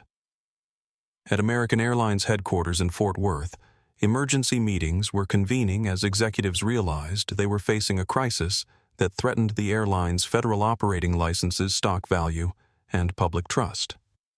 The viral nature of Flight 892's documentation meant that traditional damage control strategies were useless. Everything was already public and amplifying faster than corporate communications could respond. Legal departments were assessing exposure to federal discrimination lawsuits, class action suits from affected passengers, and potential penalties from Department of Transportation investigations. The financial implications were staggering billions in potential damages, lost revenue from boycotts, and the possible termination of critical business partnerships. Lisa Park was coordinating between Nextech's executive team and American's corporate leadership, but the airline's responses were inadequate for the scope of problems being revealed. "We're not just dealing with one discriminatory incident anymore," she reported to both companies' leadership teams. "The viral content is exposing organizational failures that could trigger federal oversight of American's entire operation." Nextech's board was convening an emergency meeting to discuss potential termination of their $2.3 billion service contract with American Airlines. As a technology company built on principles of equality and inclusion, Nextech couldn't maintain partnerships with organizations that tolerated discrimination against their own executives. Meanwhile, the viral explosion was reaching international media outlets as the story became a symbol of American racism and corporate accountability failures. British, Canadian, European, and Asian news organizations were covering Flight 892 as part of broader discussions about civil rights in the United States and the global airline industry's approach to passenger equality. Stock market reactions were severe and immediate. American Airlines' share price dropped 8% in after-hours trading as investors recognized the potential for massive financial penalties, regulatory oversight, and revenue losses from public boycotts. Automated trading systems were flagging the airline as a high-risk investment based on viral publicity metrics and social media sentiment analysis. Congressional offices were monitoring the viral content and preparing oversight hearings about discrimination in the airline industry. Transportation Committee staffers were already drafting letters demanding American Airlines provide documentation about their training procedures, complaint handling processes, and internal accountability measures. The Department of Transportation's Office of Civil Rights was receiving hundreds of complaints about American Airlines based on the viral documentation from Flight 892. Federal investigators were beginning preliminary reviews that could lead to comprehensive audits of the airline's passenger treatment policies and crew conduct standards. Elena continued revealing the depth of institutional problems. Crew members were informally discouraged from filing discrimination reports because they reflected poorly on our customer service metrics. She testified to the cabin full of recording passengers. Supervisors would dismiss complaints as misunderstandings or blame passengers for not appreciating crew authority. Her documentation included specific examples of discrimination complaints that had been buried crew members who had been retaliated against for reporting bias and training materials that emphasized crew authority over passenger rights in ways that enabled discriminatory treatment. Victoria Sterling sat silently in an economy seat escorted there by Jake Morrison as her removal from crew status was processed. The elegant uniform and polished appearance that had once projected authority now seemed like evidence of the superficial standards that had masked deeper institutional problems. Marcus Davis remained seated in 2A, calmly observing the systematic exposure of problems that extended far beyond his own mistreatment. As the CEO of a company that built infrastructure for accountability and transparency, he understood that this moment represented an opportunity to create lasting change, rather than just seeking individual justice. His phone was buzzing constantly with messages from reporters, civil rights organizations, and corporate partners expressing support and demanding action. But Marcus recognized that how he responded would determine whether this incident became a catalyst for meaningful reform or just another viral moment that faded without creating permanent change. The technology systems that his own company had built for American Airlines were now being used to document and amplify evidence of widespread discrimination, creating an ironic feedback loop that would force the airline to choose between comprehensive reform or catastrophic consequences. Federal aviation authorities were beginning to understand that Flight 892 represented more than just bad publicity. It was evidence of civil rights violations that could trigger regulatory actions affecting American Airlines' operating licenses, route authorities, and federal contracts worth billions of dollars. The system was cracking under the weight of its own contradictions, with technology amplifying accountability in ways that made traditional corporate damage control impossible. What had started as one flight attendant's prejudice was becoming a reckoning for an entire industry's approach to equality, dignity, and justice. The moment had arrived when words would no longer be sufficient to address what was happening aboard Flight 892. Victoria Sterling's discriminatory behavior had been documented, crew failures had been exposed, and institutional problems had been revealed to millions of viewers worldwide. But Marcus Davis understood that this crossroads demanded more than just accountability for past actions. It required a vision for future change. He stood slowly from seat 2, his movement causing the entire cabin to fall silent. The quiet dignity he had maintained throughout hours of harassment now carried the weight of moral authority that commanded everyone's attention. Passengers stopped their conversations, crew members paused their activities, and even the live stream audiences seemed to lean in through their screens. "Ladies and gentlemen," Marcus said, his voice carrying the calm strength that had built a multi-billion-dollar company from a Detroit apartment, "I want to thank everyone who spoke up today. Your courage to challenge discrimination when you saw it happening represents the best of human character." Robert Chen's live stream audience had grown to 20,000 viewers, with comments flooding in from people expressing anticipation about what the revealed CEO would say next. Sarah Williams was preparing to live tweet what could become one of the most important statements about airline discrimination in aviation history. Marcus looked directly at Victoria, who was now seated in economy under Jake Morrison's supervision. "Ma'am, I don't take any pleasure in what's happened to your career today. But I hope you'll use this experience to understand why treating people with dignity matters more than whatever prejudices you've been carrying." His words were delivered without anger or vindictiveness, which somehow made them more powerful than any harsh condemnation could have been. The live stream audience and social media followers were witnessing leadership that prioritized healing over revenge, education over punishment. However, Marcus continued, his tone becoming more serious. Individual accountability isn't sufficient when institutional failures have enabled and protected discriminatory behavior. What happened today wasn't just about one employee's prejudice. It was about systems that allowed that prejudice to flourish unchallenged. Elena Rodriguez stepped forward, still clutching her tablet filled with documentation of buried discrimination complaints. "Mr. Davis, I want you to know that there are other crew members like me who have been trying to report these problems through proper channels, but our complaints were dismissed or ignored by supervisors who prioritized crew solidarity over passenger rights." Marcus nodded to Elena with genuine appreciation. "Thank you for finding your voice and your courage. Change requires people like you who are willing to challenge systems from within, even when it costs them personally." Dr. David Kumar was coordinating with civil rights organizations who were monitoring the live stream and preparing legal responses to the documented discrimination.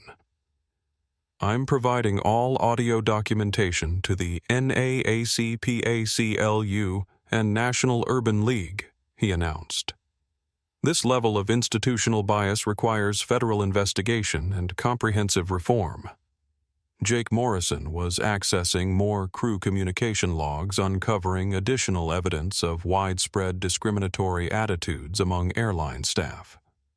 "The digital trail suggests this behavior has been ongoing for years," he reported to the cabin. "We're looking at potential violations of federal civil rights laws at the organizational level." At American Airlines headquarters, executives were watching their company's reputation disintegrate in real time through viral social media coverage that was being amplified by news organizations worldwide. Emergency board meetings were convening to address what had become the most damaging discrimination incident in airline history. Lisa Park was coordinating damage control efforts from Nextech headquarters, but the scope of revealed problems was beyond traditional corporate crisis management. "We're seeing engagement rates that suggest this story will dominate news cycles for weeks," she reported to American's leadership team. The institutional nature of the discrimination requires comprehensive response. Stock market reactions continued to punish American Airlines as investors recognized the potential for massive federal penalties, regulatory oversight, and long-term revenue impacts from public boycotts.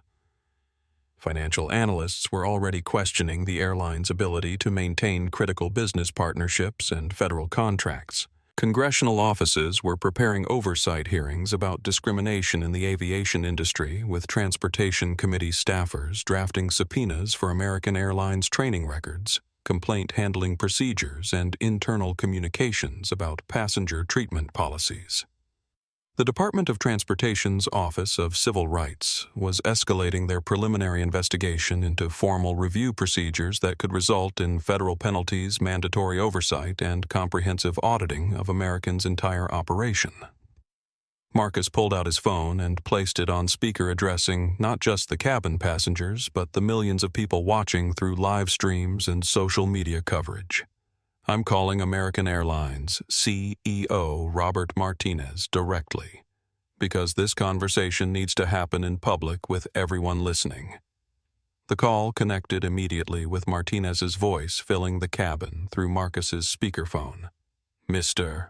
Davis, I want to apologize personally for what you've experienced and assure you that immediate action is being taken. Robert Marcus replied calmly. Apologies aren't sufficient when we're dealing with institutional failures that have enabled widespread discrimination. The viral documentation from this flight has exposed problems that require comprehensive reform, not just individual accountability. The conversation between CEOs was being live-streamed to growing audiences who were witnessing corporate accountability discussions at the highest level. Comments were flooding in from viewers expressing amazement that they were watching real-time negotiations between billionaire executives about civil rights and corporate responsibility. What does Nextech need from us to address these concerns? Martinez asked, his voice carrying the recognition that his airline's future depended on how they responded to this crisis. Marcus paused for a moment, understanding that his next words would determine whether this incident became a catalyst for meaningful change, or just another viral moment that faded without creating lasting impact. 4 words, he said quietly, the phrase that would soon become famous worldwide. We're all just people. The cabin of Flight 892 fell into absolute silence as Marcus Davis spoke those 4 simple words that would echo through aviation history, congressional hearings, and civil rights discussions for years to come. We're all just people. The phrase was delivered without anger, without demands for revenge, without the righteous fury that everyone expected from someone who had endured hours of public humiliation and discrimination. Instead, Marcus's words carried the weight of moral authority that comes from someone who understands that lasting change requires wisdom, not warfare. The 20,000 people watching Robert Chen's live stream, the millions following Sarah Williams's Twitter thread, and the news organizations monitoring the viral explosion all witnessed a moment of leadership that transcended typical responses to injustice. We're all just people, Marcus repeated, his voice carrying across the cabin and through the speakerphone to American Airlines CEO Robert Martinez. People trying to get through life with dignity and tact. People who deserve respect regardless of their race, their clothes, their accent, or their appearance. People who should be able to travel without fear of being judged by the color of their skin rather than the content of their character. The phrase struck the cabin like a revelation, forcing everyone present to confront the fundamental truth that had been lost in the escalating confrontation. Victoria Sterling wasn't just a discriminatory employee. She was a person whose personal pain had metastasized into prejudice against others. Elena Rodriguez wasn't just a brave whistleblower. She was a person who had found the courage to risk her career for principles that mattered more than paychecks. Dr. David Kumar, Sarah Williams, Robert Chen, and Jake Morrison weren't just witnesses. They were people who had chosen to speak up when silence would have been easier. Robert Chen's live stream audience erupted with comments recognizing the profound simplicity of Marcus's message. "He's not calling for revenge," one viewer wrote. "He's calling for humanity." Another added, "This is what real leadership looks like.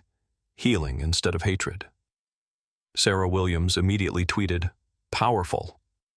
After hours of discrimination, at Nextech CEO responds with, "We're all just people. This is how leaders transform crisis into opportunity for healing." 4 words that should reshape how we treat each other. Hashtag, "We are all just people."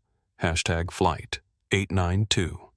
The hashtag "We are all just people" began trending immediately as social media users recognized the universal truth in Marcus's simple statement. The phrase resonated across racial, political, and economic boundaries because it spoke to the shared humanity that connects everyone, regardless of their differences. Dr. David Kumar stood and began applauding not for victory over discrimination, but for wisdom that chose healing over hatred. "Mr. Davis, thank you for reminding us what dignity looks like under pressure. Your response demonstrates the kind of character that makes real change possible." Elena Rodriguez approached Marcus with tears in her eyes. "Sir, those 4 words just changed how I'll think about every passenger I serve for the rest of my career. Thank you for showing me what grace looks like." Even Victoria Sterling, sitting in economy as her career crumbled around her, felt the weight of Marcus's words. For the first time since the confrontation began, she saw him not as a threat to her authority or a problem to be solved, but as a fellow human being who had treated her with more dignity than she had shown him. American Airlines CEO Robert Martinez's voice came through the speakerphone with obvious emotion. "Mr. Davis, your response to this situation demonstrates the kind of leadership that our industry needs.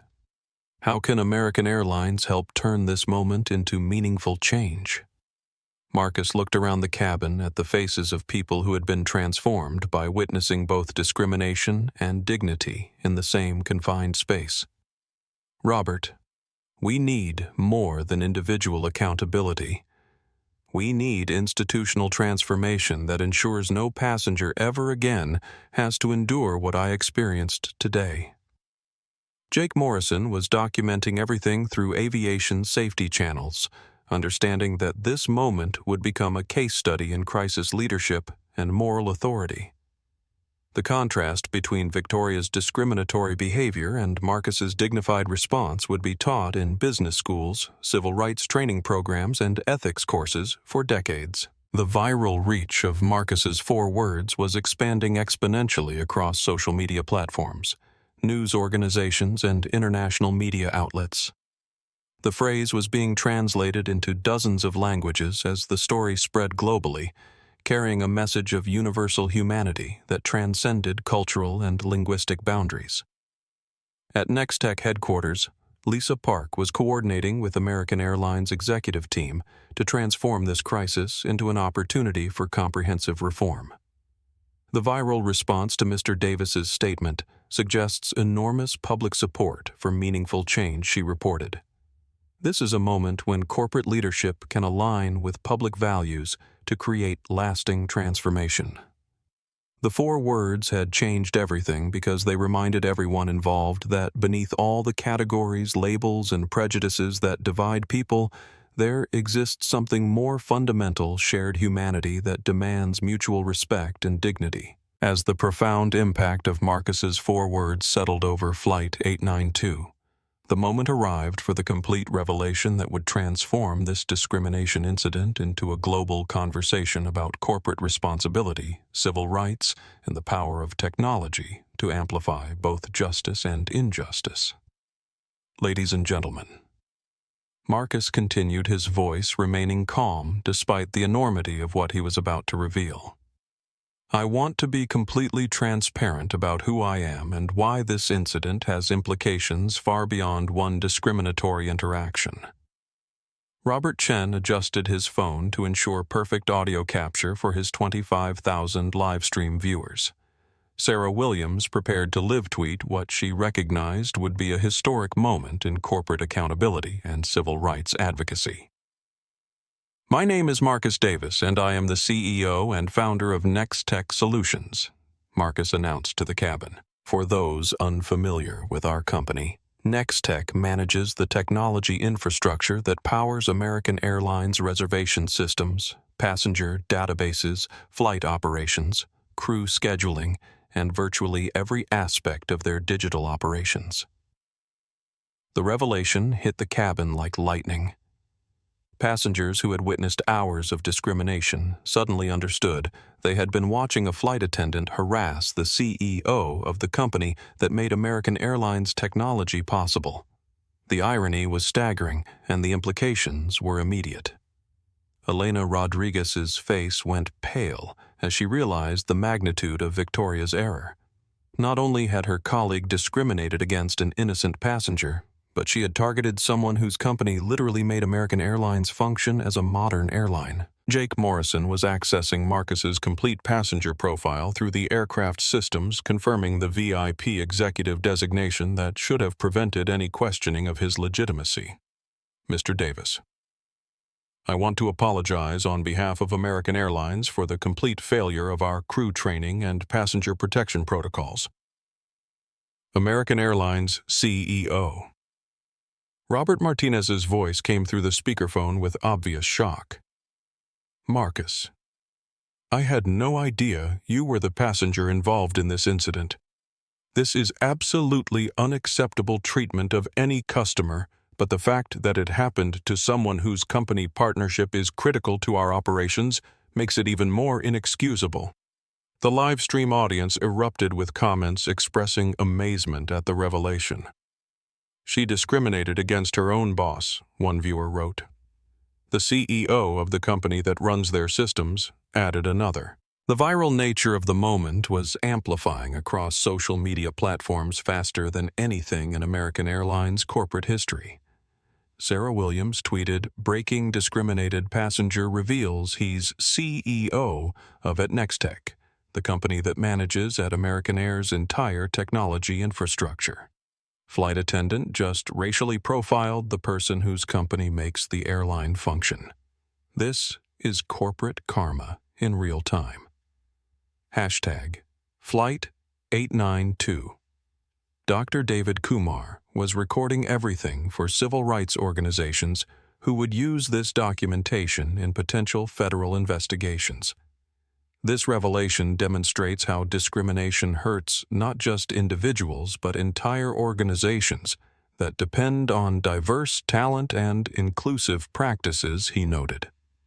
Marcus pulled out his phone and called Lisa Park directly, putting the conversation on speaker so everyone could hear the coordination between Nextech and American Airlines at the corporate level. Lisa Marcus said, "I need you to brief American's executive team on the scope of our partnership and the implications of this incident for our ongoing relationship." Lisa's voice filled the cabin through the speakerphone. "Mr. Davis, I've been monitoring the situation and coordinating with American's leadership team. The viral documentation of discrimination against you has already triggered emergency board meetings and crisis management protocols." American's CEO Martinez interrupted Ms. Park. "What can we do immediately to address this situation and maintain our critical partnership with Nextech?" "The viral nature of this incident means traditional damage control won't be sufficient," Lisa replied. "We're seeing millions of social media impressions, national news pickup, and international coverage that's making this a global story about American corporate values and civil rights."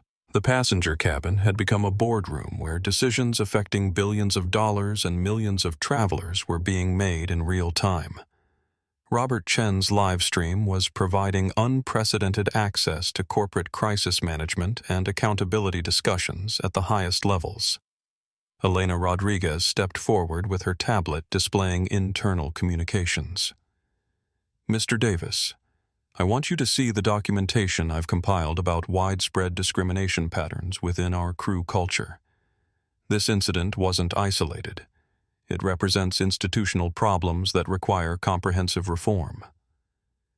Marcus reviewed Elena's evidence with the analytical mind that had built a technology empire.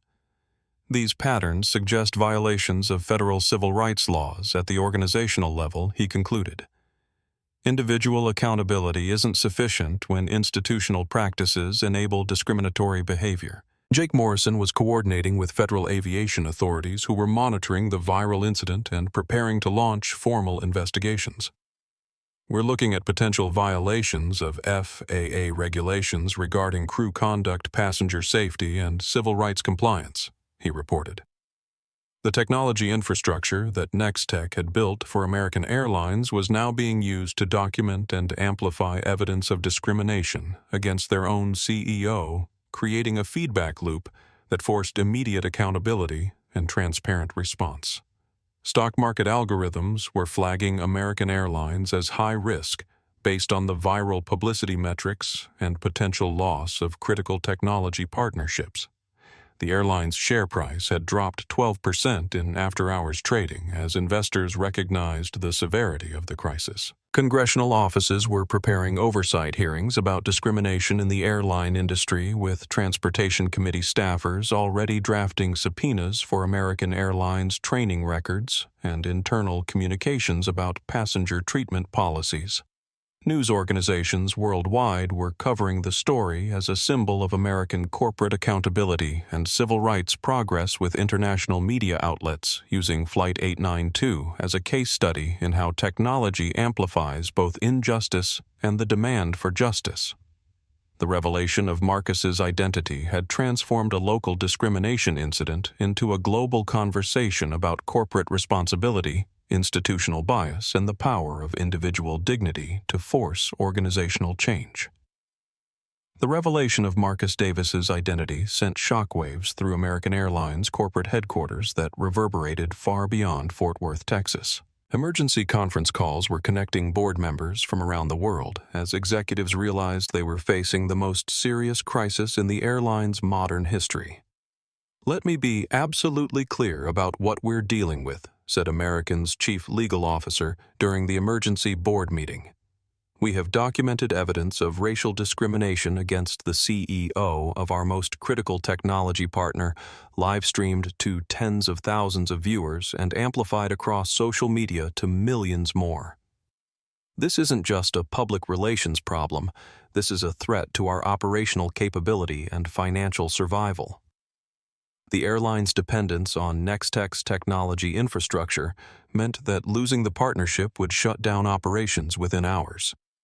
Reservation systems, flight scheduling, crew assignments, baggage handling, and customer service all relied on software that Marcus's company had designed and implemented. No other technology provider could replace Nextech's capabilities quickly enough to prevent catastrophic operational collapse. Back on Flight 892, Marcus was coordinating directly with both companies' executive teams through his speakerphone, creating unprecedented transparency in corporate crisis management. The cabin had become a boardroom where decisions affecting billions of dollars were being made, while millions of people watched through live streams and social media coverage. Robert Marcus said to American's CEO, "I want to be clear that Nextech's concern extends beyond this individual incident. The viral documentation has exposed institutional problems that suggest widespread discrimination within your organization. Our company values include zero tolerance for bias, and we can't maintain partnerships with organizations that don't share those principles." The threat was delivered calmly, but unmistakably. American Airlines could either address their discrimination problems comprehensively or face the loss of technology partnerships that would cripple their operations and cost billions in revenue. Elena Rodriguez continued providing documentation of buried discrimination complaints through her tablet, revealing a pattern of crew bias that had been systematically ignored or covered up by supervisors.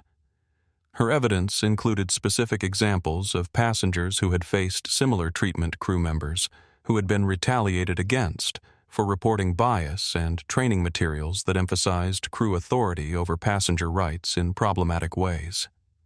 "This isn't about individual bad actors," Elena testified to the live stream audience. This is about institutional practices that enabled and protected discriminatory behavior while silencing employees who tried to report problems through proper channels. Dr. David Kumar was coordinating with civil rights organizations who were preparing federal complaints based on the documented evidence.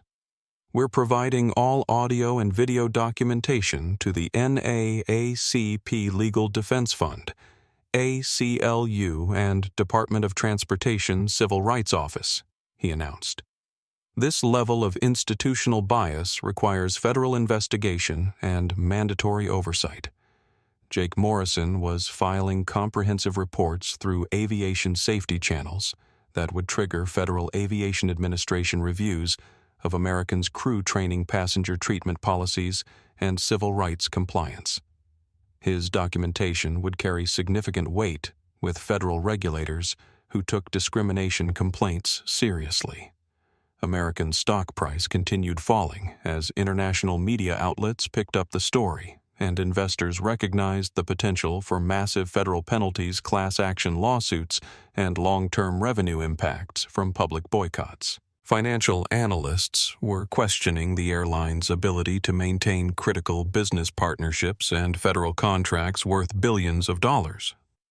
Lisa Park was monitoring the situation from Nextech headquarters while coordinating damage control efforts that were already being overwhelmed by the viral nature of the incident. The engagement rates suggest this story will dominate news cycles for weeks, she reported to both companies' leadership teams. Traditional corporate crisis management strategies aren't sufficient for the scope of public outrage we're seeing. Congressional offices were escalating their oversight preparations as Transportation Committee staffers drafted formal investigation letters demanding American Airlines provide comprehensive documentation about their training procedures, complaint handling processes, and internal accountability measures. The Department of Transportation's Office of Civil Rights had elevated their preliminary review to formal investigation status, with federal investigators beginning comprehensive audits of Americans' passenger treatment policies and crew conduct standards. Potential penalties included massive fines, mandatory federal oversight, and possible suspension of operating licenses. Robert Chen's livestream had reached 50,000 concurrent viewers, with his professional network sharing the content across industries and creating revenue impacts that were getting immediate attention from corporate travel managers nationwide. Comments were flooding in from executives promising to reconsider their company's airline partnerships if American failed to address the discrimination adequately. Sarah Williams's Twitter threads had been shared by celebrities, politicians, and activists worldwide, bringing the story to audiences far beyond typical business or civil rights communities. The hashtags, #Flight892, discrimination, and #WeAreAllJustPeople were trending globally, with millions of posts documenting similar experiences and demanding accountability. Marcus made the decision that would transform this crisis into an opportunity for comprehensive industry reform. Robert, I'm going to propose something that will help both our companies turn this moment into meaningful change, he said to American's CEO through the speakerphone. I'm listening, Martinez replied, recognizing that Marcus held the cards in these negotiations.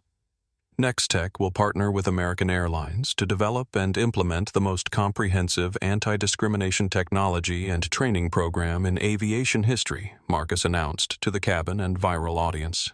We'll call it the Dignity Protocol, and it will include real-time bias monitoring, immediate accountability systems, and mandatory cultural transformation training for every employee. The proposal was revolutionary. Instead of simply punishing individual discriminators or imposing traditional diversity training, Marcus was offering to use technology to create accountability systems that would prevent discrimination before it happened and ensure immediate consequences when it did occur. Furthermore, Marcus continued, this technology will be made available to every airline in America at cost because discrimination isn't just Americans' problem. It's an industry-wide issue that requires industry-wide solutions. Elena Rodriguez began crying as she realized that her courage to speak up was contributing to changes that would protect countless future passengers from experiencing the discrimination she had witnessed throughout her career. American's CEO immediately accepted the proposal. Marcus American Airlines commits to implementing the Dignity Protocol and making it the standard for our entire industry. We'll also establish a $100 million fund for discrimination prevention research and victim compensation. The corporate response was unprecedented in its scope and immediate commitment to transformation rather than damage control. The viral audience was witnessing corporate accountability discussions that would reshape how airlines approached passenger relations and civil rights compliance. Federal regulators monitoring the live stream recognized that the proposed Dignity Protocol could serve as a model for industry-wide reforms that would prevent future discrimination incidents while ensuring accountability when problems did occur. The earthquake triggered by Flight 892 was reshaping the landscape of corporate responsibility, civil rights enforcement, and the role of technology in creating accountable institutions. Within hours of Marcus Davis's revelation and the announcement of the Dignity Protocol, Flight 892 had become the most documented discrimination incident in aviation history, with viral reach that extended far beyond typical social media trends to reshape conversations about corporate accountability and civil rights in America. Robert Chen's LinkedIn livestream had peaked at 75,000 concurrent viewers before the platform's servers became overwhelmed by traffic. His professional network was sharing the content across industries worldwide, bringing the story to corporate boardrooms, government offices, and international business communities that controlled billions in travel spending.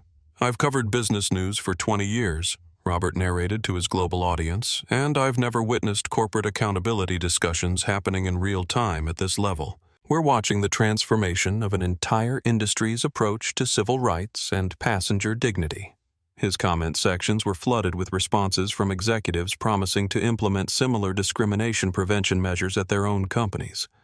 Investors questioning their holdings in airlines with poor diversity records, and international business leaders expressing amazement at the transparent corporate crisis management they were witnessing.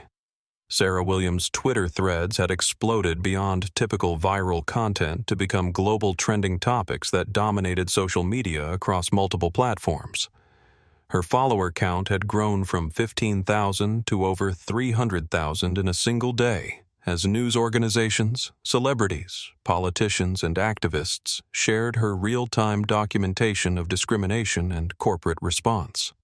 Her latest tweet summarized the broader impact, from racial profiling to revolutionary reform in 6 hours. At Nextech, CEO just transformed airline discrimination crisis into industry-wide solution. This is how leaders change systems instead of just seeking personal justice. Hashtag We Are All Just People. Hashtag Dignity Protocol. Hashtag Flight 892. The hashtag We Are All Just People had become a global movement with millions of posts sharing personal experiences of discrimination while celebrating Marcus's message of shared humanity. The phrase was being translated into dozens of languages as international communities recognized its universal relevance. Dr. David Kumar's audio documentation was being used by civil rights organizations to file federal complaints that would trigger comprehensive investigations of airline discrimination practices nationwide. His professional medical networks were sharing the story as an example of how healthcare professionals could advocate for patient dignity and civil rights in all settings. News organizations worldwide were covering Flight 892 as a watershed moment in corporate accountability and civil rights progress. CNN's breaking news coverage reached global audiences, while international outlets used the story to examine discrimination issues in their own country's transportation industries. The BBC's coverage focused on Marcus's leadership approach. American CEO's response to airline discrimination demonstrates how dignity and wisdom can transform crisis into comprehensive reform. Al Jazeera highlighted the role of technology in amplifying both injustice and accountability, while European outlets examined the potential for similar discrimination prevention measures in their own aviation industries. Federal government offices were taking immediate action based on the viral documentation. The Department of Transportation announced emergency reviews of all major airlines' civil rights compliance, while Congressional Transportation Committee chairs promised oversight hearings that would examine industry-wide discrimination practices. Representative Alexandria Ocasio-Cortez tweeted, "Flight 892 proves that individual courage plus corporate accountability plus technology transparency equals real change." Every industry should study this moment and ask, are we protecting dignity or enabling discrimination?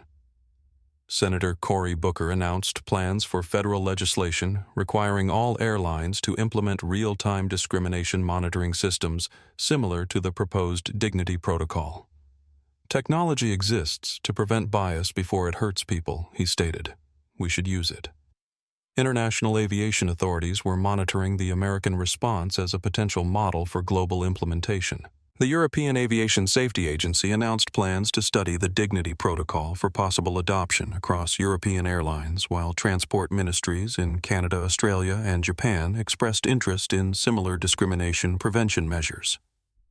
Stock market impacts extended beyond American Airlines to affect the entire aviation industry.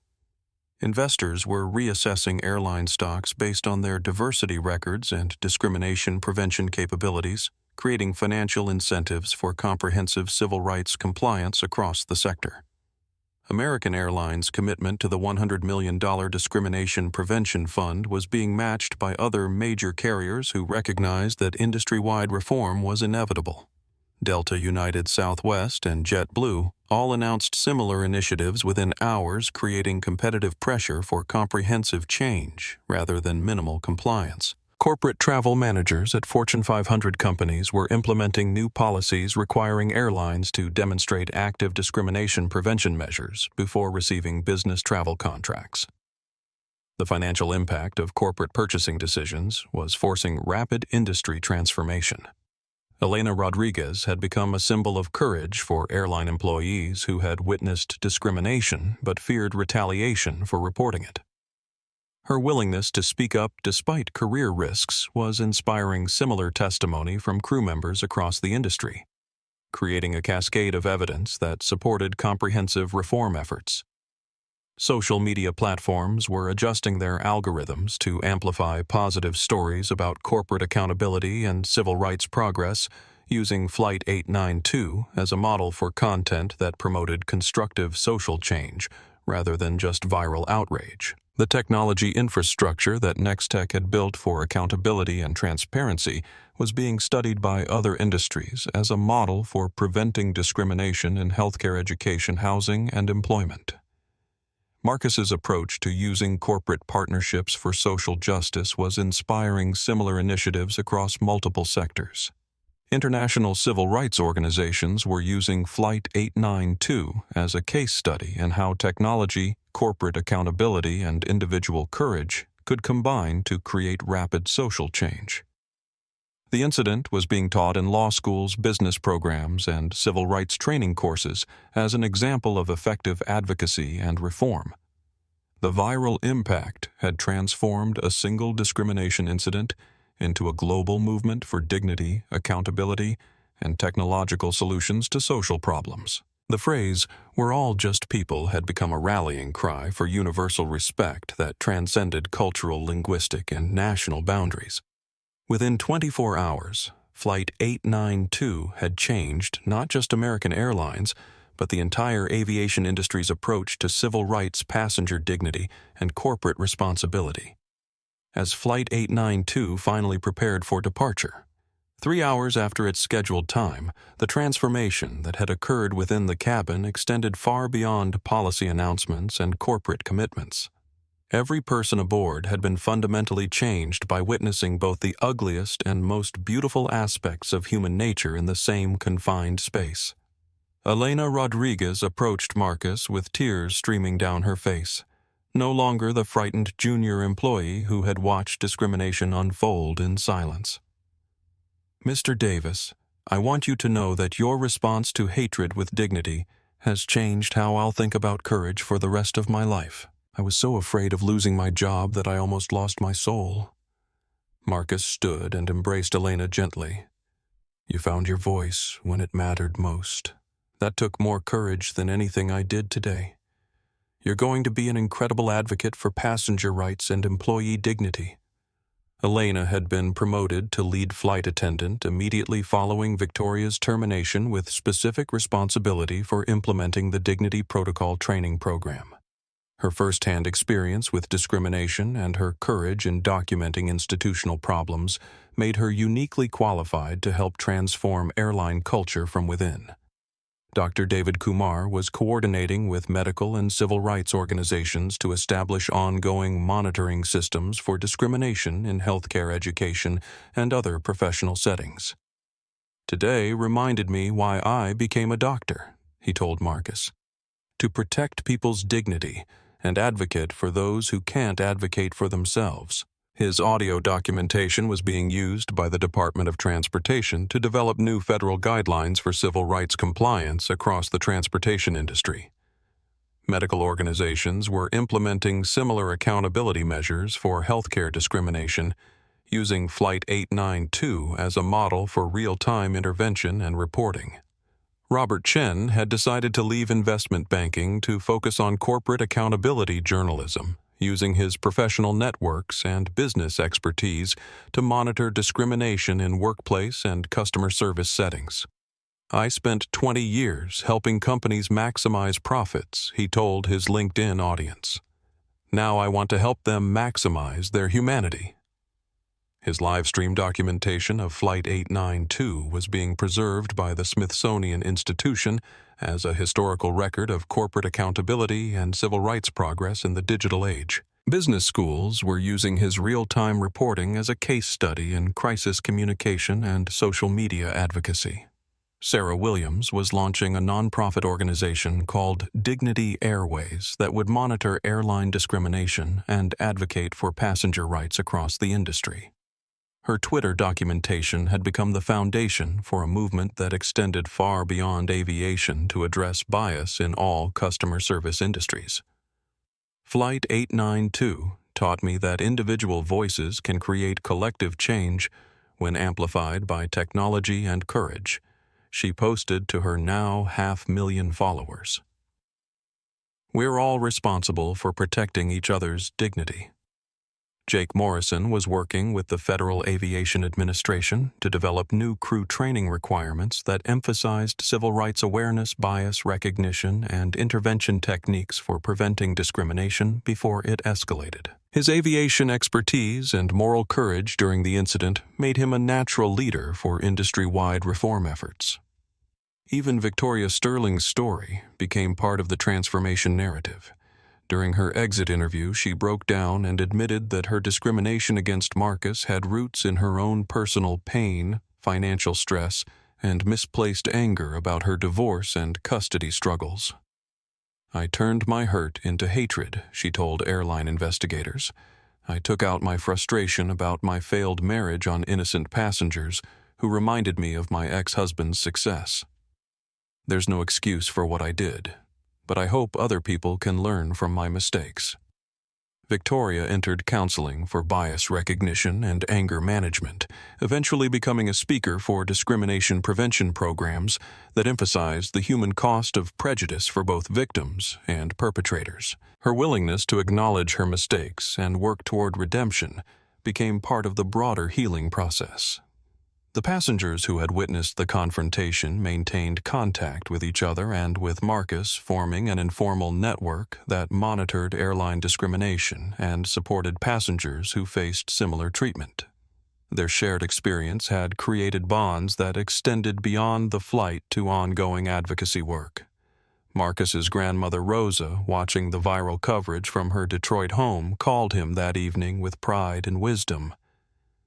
"Baby, you made me proud today.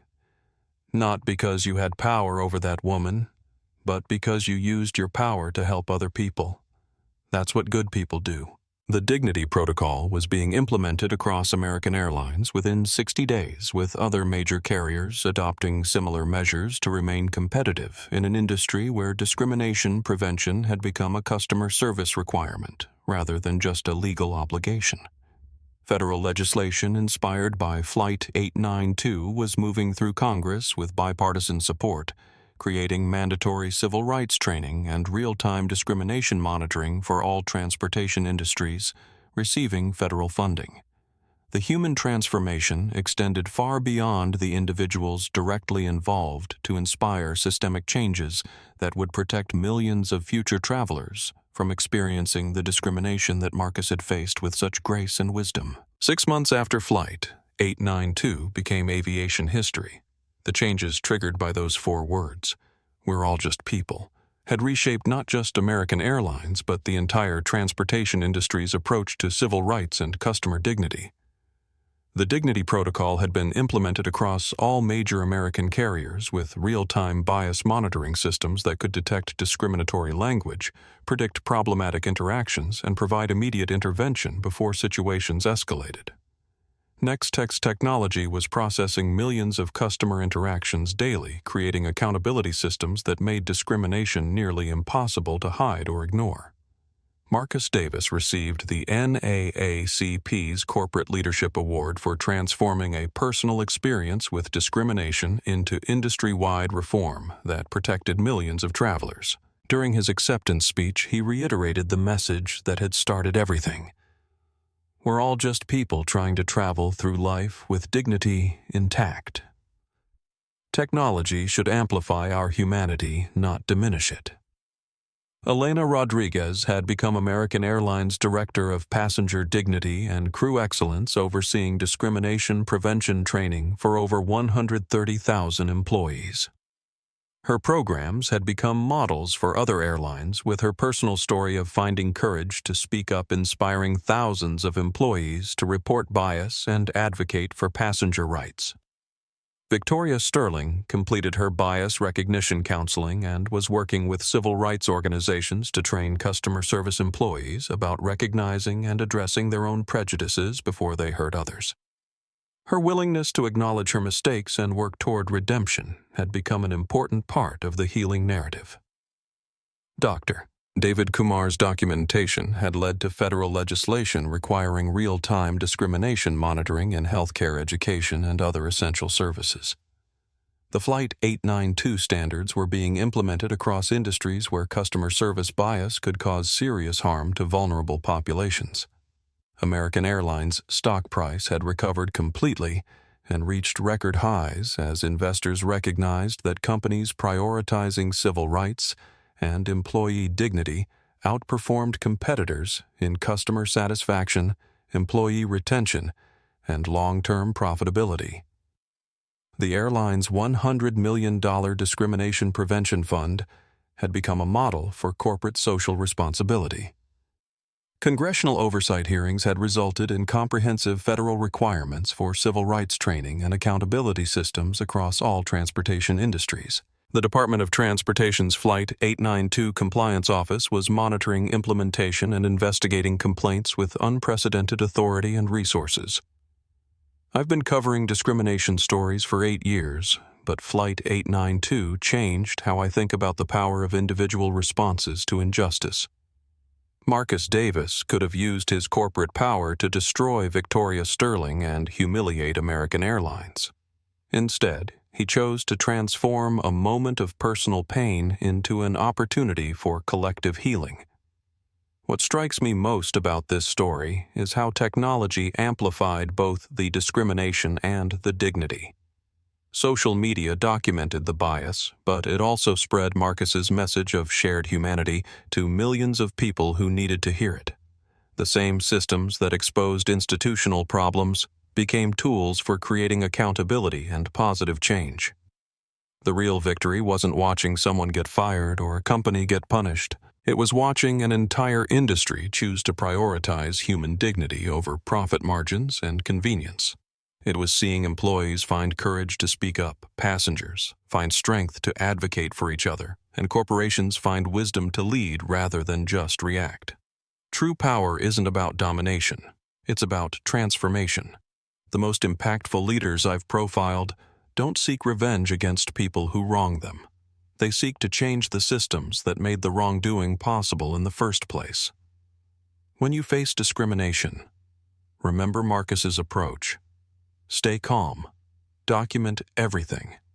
And when you have the opportunity to respond, focus on preventing others from experiencing what you endured. Your dignity can't be taken away. It can only be freely given or firmly maintained. If you witness discrimination, speak up like Elena Rodriguez did. If you experience bias, respond with Marcus's grace. If you're in positions of authority, use it to protect vulnerable people rather than comfortable systems.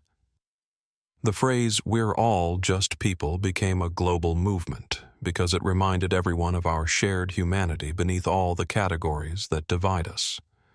In a world that often emphasizes differences, sometimes the most radical thing you can do is recognize what we all have in common. What's your Flight 892 moment? Share your story below.